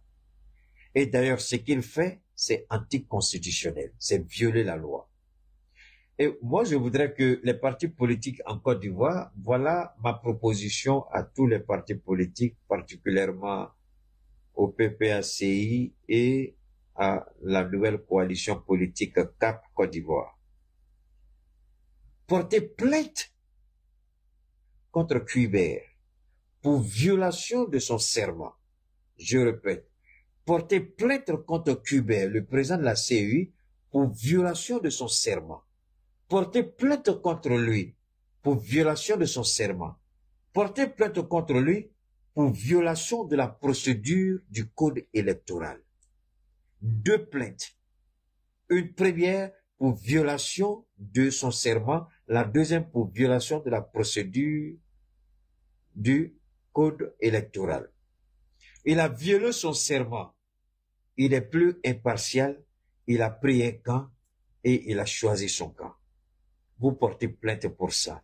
Deuxièmement, violation de la procédure du code électoral. Le code électoral ne dit pas à Cuber, demande aux ministres ceux qui sont inscrits. Et d'ailleurs, pour refuser que quelqu'un soit inscrit sur la liste, il faut d'abord que la personne soit sur la liste. Je me pose, c'est dans quelle école ils sont partis ces gens-là? Vous savez, quand vous avez un président voleur qui a volé son diplôme, qui a truqué, qui a manipulé, quelqu'un qui dit j'ai passé ma vie dans les institutions financières, ma crédibilité, mon honnêteté n'est pas à remettre en cause. Petit président, voleur, menteur, criminel, assassin, Ouattara Draman. Si tu n'es pas malhonnête, il faut nous expliquer pourquoi ceux qui sont avec toi font ça. Est-ce que la loi est respectée ici? Cuber viole son serment et il viole la procédure électorale. La procédure le dit, c'est quand les gens sont inscrits qu'on peut contester. Donc, il viole l'étape de l'inscription et lui, il amène le contentieux. Écoutez bien ce qui s'est passé en Côte et ce qui se passe en ce moment à la CEI. Il ramène le contentieux à l'inscription sur la liste électorale. Regardez comment il viole tout, comment il mélange. Comment le contentieux peut être appliqué pendant l'inscription? Le contentieux ne sert qu'à vérifier ceux qui sont inscrits s'ils ont le droit d'être là. Mais lui, il amène le contentieux et empêche, c'est-à-dire il applique déjà le contentieux, alors que la liste que le ministre lui a donnée, cette liste, son rôle, c'est pendant le contentieux électoral, c'est-à-dire visiter les noms et regarder les noms des personnes qui doivent être enlevées. On les enlève avec les motifs. Maintenant, lui, l'idiot Cuber, il parle, il regarde ce qu'il dit. Vraiment, moi j'ai honte. Ça, c'est la Côte d'Ivoire. J'ai vraiment honte. Je le dis, honnêtement, j'ai honte. Au nom de Dieu, j'ai honte. Écoutez ce qu'il dit ici. Ça fait honte. Le président Gbagbo ne sera sur la liste électorale que lorsque le fait qui justifie son absence de la liste électorale a disparu. Mais ce petit bâtard-là, il parle de quoi? Lorsque le fait qui justifie, ce n'est pas à lui de décider ça, petit bâtard, Cuber. C'est pas à toi de dire ça. Non. Ici, déjà, il entame la procédure du contentieux, alors que le monsieur n'aime même pas. Pour que le contentieux ait le sens d'être appelé contentieux, en droit et en jurisprudence, pour qu'il y ait contentieux, il faut d'abord que le nom qu'il soit. Mais lui, ici, déjà, il s'arrose le droit de dire « je ne peux pas ». Alors que la liste du ministère de la Justice n'est applicable, n'est prise en compte que pendant le contentieux et non avant. Donc lui, il se donne le droit de refuser, alors que nullement la Constitution lui donne le droit de refuser. La Constitution lui donne un seul droit, d'aller au contentieux. C'est-à-dire que le nom de Gbagbo Laurent soit contesté. Cette étape de la contestation, c'est ce qu'on appelle le contentieux. Mais pour que le contentieux soit applicable, il faut que le nom du monsieur soit d'abord inscrit. Maintenant, l'idiot, le bâtard là, il nous dit ici, pour que, bon, il joue maintenant, c'est-à-dire l'arbitre, le juge, il est tout ici. C'est lui, le tout-puissant maître de la CEI. Quand je dis la Côte d'Ivoire va brûler, c'est pas de gaieté de cœur qu'on nous dise ça. Quand j'avais averti de la mort d'Amadou Gon Coulibaly, j'ai dit à sa femme, qui est une de nos grandes sœurs de quartier, j'ai dit, petit, même si tu es ma grande sœur, donc, même si tu es mère à Yama aujourd'hui, on sait comment tu as eu ta mairie là. Donc ça, moi, je rentre pas dedans. Je dis, hey, faut dire à ton mari là. Tu es enfant élu là, il faut le dire. Sinon ta fille là, elle sera orpheline de père. Est-ce qu'aujourd'hui sa fille n'est pas orpheline de père? Quand nous disions ce que vous faites là, c'est pas ça. Arrêtez ça. Et ce petit bâtard-là, de Cuibert-là, je vous le dis, ça pète aujourd'hui en Côte d'Ivoire, c'est le premier qui sera dans le premier avion pour quitter la Côte d'Ivoire. Ça pète aujourd'hui, il sera parmi les premières personnes à quitter la Côte d'Ivoire. Mais aujourd'hui, je crois intouchable, fort, gaillard, puissant. Va demander à Alpha Condé, va demander à Blaise Compaoré, viens demander à Karim Keïta, il a avec vous en Côte d'Ivoire, il faut lui poser la question. Dieu, il a un temps pour tout. Dieu ne se précipite pas. Dieu, il sait ce qu'il faut faire, comment il faut faire. Mais vous ne pouvez pas vous permettre de faire ça. Vous n'avez pas le droit. Cela n'est pas de ta compétence. Aucun test de la loi électorale ne dit la bêtise qu'il a de raconter ici, là. Aucun test de la loi électorale ne dit. Aucun test ne dit ça. Le président Gbagbo ne sera sur la liste électorale que lorsque le fait qui justifie son absence de la liste électorale a disparu. Voilà. Et ça... Bon, ce petit bâtard-là, il nous prend pour des idiots, pour des ignares. Bâtard 1000 fois, bâtard 1 million de fois, bâtard 1 milliard de fois, maudit à jamais. Il ne dit pas, écoutez encore une dernière fois, ce petit bâtard génétique, pathétique, pitoyable, il ne dit pas, voilà ce que les dispositions de la loi électorale disent.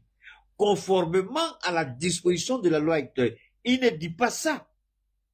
Il dit, Gbagbo sera sur la liste si les faits qui font qu'il n'est pas sur la liste. Alors, quand vous écoutez ça, le petit bâtard là, je crois que Keïta est son ami garçon. Moi, j'ai dit, hey, viens ton diplôme de droit. Je vais enlever ta culotte et puis te chicoter pour te montrer la route. Tu vas encore aller t'asseoir à l'école et puis tu apprends. Ici, il dit quoi? Ici, il ne reconnaît pas la juridiction. Ici, il n'applique pas la loi électorale. Ici, il ne se réfère pas à la loi électorale. Ici, il parle en fonction de la liste qui lui a été donnée. Est-ce que je me fais comprendre là? Ici, il ne parle pas en fonction de la loi électorale. Parce que là, il est en train de biaiser la loi électorale. Il est en train de violer la loi électorale. La loi électorale, parce que quand vous êtes président d'une institution, vous ne fonctionnez qu'en fonction de ce que la Constitution, comment la Constitution encadre la Commission électorale indépendante. Oui, la Constitution de l'État de Côte d'Ivoire encadre la Constitution. La Constitution de l'État de Côte d'Ivoire encadre la Commission électorale indépendante. Je répète, la Constitution de l'État de Côte d'Ivoire encadre la Commission électorale indépendante. La Commission électorale indépendante se réfère toujours à chaque décision, toujours à la loi électorale qui elle-même tire toute sa substance de la Constitution. Donc, quand tu parles selon ta minable petite vie de rebelle, Soro Guillaume, tout ça là c'est toi. Je répète encore, Soro Guillaume, c'est toi. Un petit bâtard comme ça, il parle de quoi? Il est tellement imbu de ça. Le nom de Gbagbo ne sera que lorsque, mais quand tu es rebelle, tu as combattu, mais c'est tout cela qui ont combattu Laurent Gbagbo et vous pensez que quelqu'un comme ça là, quelqu'un qui était rebelle, qui a combattu Laurent Gbagbo, vous croyez qu'il va mettre le nom de Laurent Gbagbo sur la liste électorale? La procédure même est biaisée. La Constitution dit, permettez à Gbagbo de s'inscrire. La Constitution dit, pendant l'étape du contentieux, vous pouvez contester la présence du nom de Laurent Gbagbo sur la liste électorale. C'est ce que la loi dit. Mais la loi n'a jamais dit, le président a le droit, au regard de la liste que lui donne le ministère de la Justice, le président a le droit de ne pas accepter. C'est faux. Il n'a qu'à nous montrer un seul passage du code électoral qui dit ça. Il n'a qu'à nous montrer. Si vous êtes président d'une commission aussi sensible que la CEI, vous ne pouvez travailler qu'en fonction de ce que la loi vous dit, ce que la Constitution vous oblige à faire. Votre petite vie de merde, de rebelle, de voyou, de criminel, d'assassin, de sans-merci ne regarde personne. Mais dites-nous ce que la Constitution vous ordonne de faire. C'est de ça qu'il est question. Et c'est de cela que nous parlons. Son nom sera sur la liste si les conditions bâtardes que tu es là. C'est ce qu'on te demande. Est-ce que la Constitution dit qu'il doit être sur la liste? Oui, il doit être sur la liste. Mais quand l'étape de contentieux va arriver, vous allez discuter de ça. Ivoirien, je répète encore, la Côte d'Ivoire est en danger. Le danger, il est imminent. C'est pas une petite menace. Laurent Gbagbo, avec l'aide de Dieu, malgré que l'Ouest a payé un tribut assez lourd pour son soutien à Gbagbo, cette fois-ci, nous prions Dieu parce que ce que les gens sont en train de provoquer risque d'entraîner la Côte d'Ivoire dans un bain de sang qui va dépasser l'imagination. Beaucoup de frustrations sont là. Les anciens rebelles, les démobilisés qui n'ont pas eu leur dû. Les villages, les propriétaires terriens, les propriétaires fonciers, ceux qu'on est en train de dépouiller de leurs terres, ceux qu'on a cassé leurs maisons, ceux qui ont été dépouillés de leurs biens, de leurs magasins. Hey, vous avez fait trop d'erreurs et vous avez commis trop de crimes. Vous croyez qu'au regard de tout ça, vous allez passer comme ça haut les mains, sans que Dieu ne vous demande de quoi? Ce petit bâtard de Cuibert, il risque d'être le premier. Quand il va entendre les premiers sifflements de balles, là, lui là, il sera le premier à fuir. Et ce jour-là, il n'y aura pas d'avion qui va décoller. Ce jour-là, il n'y aura pas de tour de contrôle. Ce jour-là, vous allez rester sur place.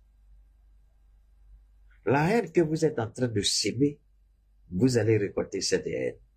Cette méchanceté que vous êtes en train de jeter devant les Ivoiriens, vous vous en fichez.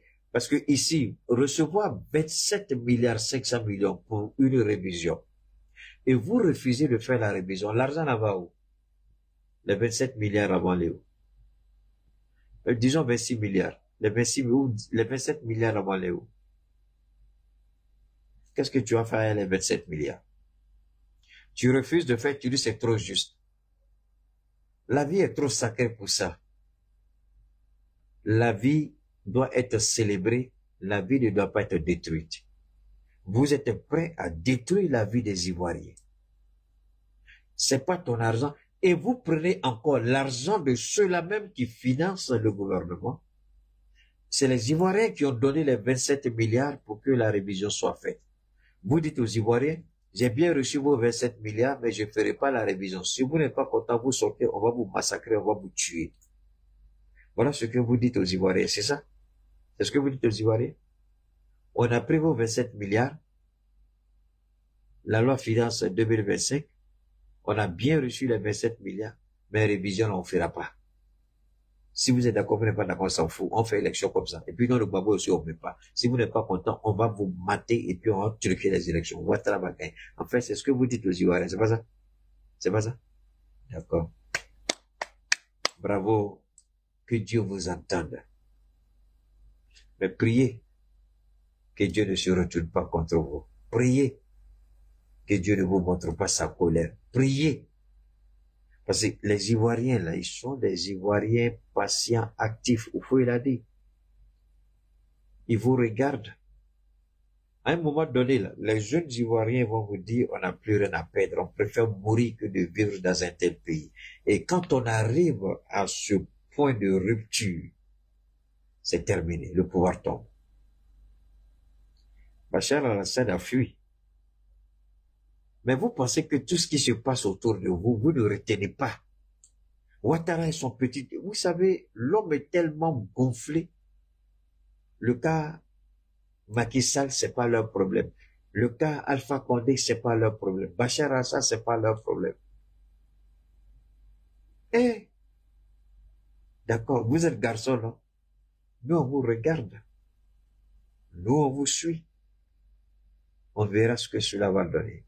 Alors donc, ceci dit, l'arme secrète de Ouattara pour tuer les Ivoiriens, pour voler les élections, pour brimer les Ivoiriens, pour briser l'opposition, pour détruire l'opposition. Beaucoup de leaders politiques risquent de se retrouver en prison. Prions Dieu. Le peuple de Côte d'Ivoire, vous devez vous réveiller. Personne n'ira faire ce combat-là pour vous. Personne n'ira se battre pour vous. Nous, on mènera le combat pour que le monde soit au courant de ce que Ouattara fait. Mais il vous appartient de vous lever pour contester, protester et dire que vous n'êtes pas d'accord. Nous, on sera là pour faire entendre votre voix. Là où votre voix peut porter dans le monde, on amènera votre voix là-bas. Et moi, j'ai décidé, je l'ai dit la dernière fois, j'ai commencé mon combat jusqu'à ce que Ouattara tombe. Je ne sais pas ce que Dieu a fait, je ne sais pas si je serai entendu, mais je me dirai mon combat pour qu'il tombe. Parce que ce criminel-là, il est la honte de la race humaine. Ce voleur-là, il est la honte de la race humaine. Ce menteur corrompu, pathétique et congénital, il est la honte de la race humaine. Alassane Ouattara. Donc, Ali Bongo, c'est pas mon problème. Je parle de la Côte d'Ivoire pour le moment. Donc, c'est une réalité. C'est les Ivoiriens, eux seuls, aujourd'hui, sur le terrain, qui peuvent faire ce truc. Nous, on est là. On est sortis. On a mené le combat. On a encouragé le Burkina, on a encouragé le Niger, on encourage les Ivoiriens à prendre leurs responsabilités.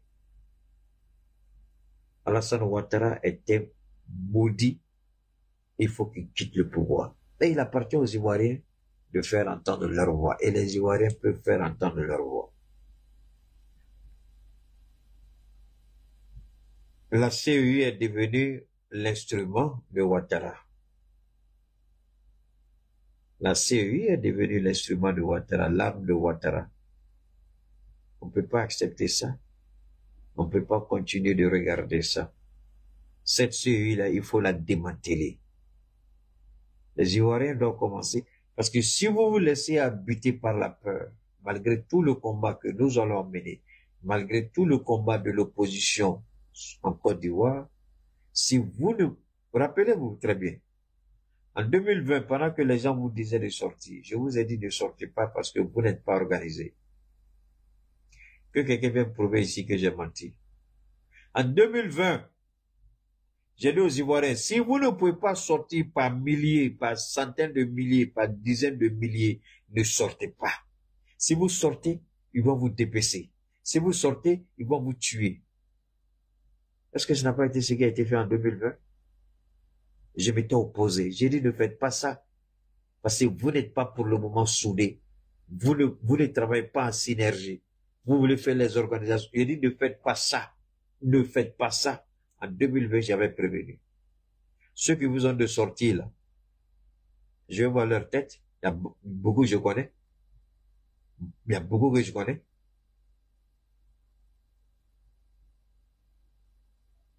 Je le répète. Le moment de contestation viendra. Et quand le moment viendra, peu importe que vous soyez PPAC, peu importe que vous soyez dans l'organisation, dans le mouvement Cap Côte d'Ivoire, à un moment donné, forcément, Cap Côte d'Ivoire, PPAC, vous n'avez pas le choix, vous serez obligé de vous donner la main pour travailler. Vous serez obligé de vous donner la main pour faire des mobilisations. Si Ouattara avait arrêté tous les politiciens, qu'il arrête tout le monde. Si peu, qu'il arrête tout le monde. Parce que la chute d'un pouvoir vient nécessairement par quelque chose. Il y aura forcément un agneau sacrificiel dedans. Forcément. Parce que Ouattara, il sait combien d'albinos, combien d'enfants ils ont tués pour qu'ils restent au pouvoir. Donc, pour faire tomber quelqu'un comme ça là, Dieu va l'amener à commettre l'irréparable. Et quand l'irréparable va se produire, c'est fini, il ne peut plus rester au pouvoir. Mais pour que l'irréparable se produise, vous devez sortir. C'est en sortant que vous allez affaiblir Ouattara. Mais si vous refusez d'affronter Ouattara, Il va continuer à vous maltraiter. Il va continuer à vous voler, à vous piller. Il va continuer à prendre vos terres et puis les vendre. Et vos enfants n'auront rien. Vous n'aurez rien pour vos enfants, pour vos progénitures, parce que l'idiot aura tout bazardé. Je demande encore aux Ivoiriens. Vous allez me dire, c'est facile, Keïta. J'ai vécu ça ici. C'est pas facile. Mais c'est un choix. Ou vous acceptez, ou vous subissez. Ou vous vous révoltez, ou vous subissez. Et si vous subissez, ne vous plaignez pas. Parce que nous, on ne sera pas là pour vous entendre, pour vous écouter. Ce combat-là, vous devez le mener. Ce criminel-là, vous devez le chasser. Ces voleurs-là, vous devez les chasser. Il est temps de vous réapproprier la Côte d'Ivoire. Il est temps de récupérer votre pays. C'est votre pays. Je n'irai pas récupérer la Côte d'Ivoire pour vous. Mais je vais vous aider à récupérer votre pays parce que c'est votre droit. Je suis dans mon pays, je me bats pour mon pays. Je me bats pour la transition. Donc, je serai à vos côtés parce que, quoi qu'on fasse, j'ai beaucoup d'enfants qui sont ivoiriens. J'ai pas le choix. Ça, ce sont les circonstances heureuses. Est-ce que j'ai un problème avec la Côte d'Ivoire? Pas du tout. Mais j'ai un problème avec le criminel qui est à la tête de la Côte d'Ivoire. J'ai un problème avec tous les voleurs ministres là. Tous les voleurs députés, ces indignes, ces mécréants là, j'ai un problème avec eux. J'ai pas de problème avec la Côte d'Ivoire. Mais j'ai un problème avec les voleurs qui sont à la tête de la Côte d'Ivoire. Donc, on va vous accompagner dans ce combat. On va vous soutenir dans ce combat. Mais la première ligne, ce sera vous. Donc, soyez prêts. Quand le PPAC va vous demander de vous mobiliser, mobilisez-vous. Quand Cap Côte d'Ivoire va vous demander de vous mobiliser, mobilisez-vous.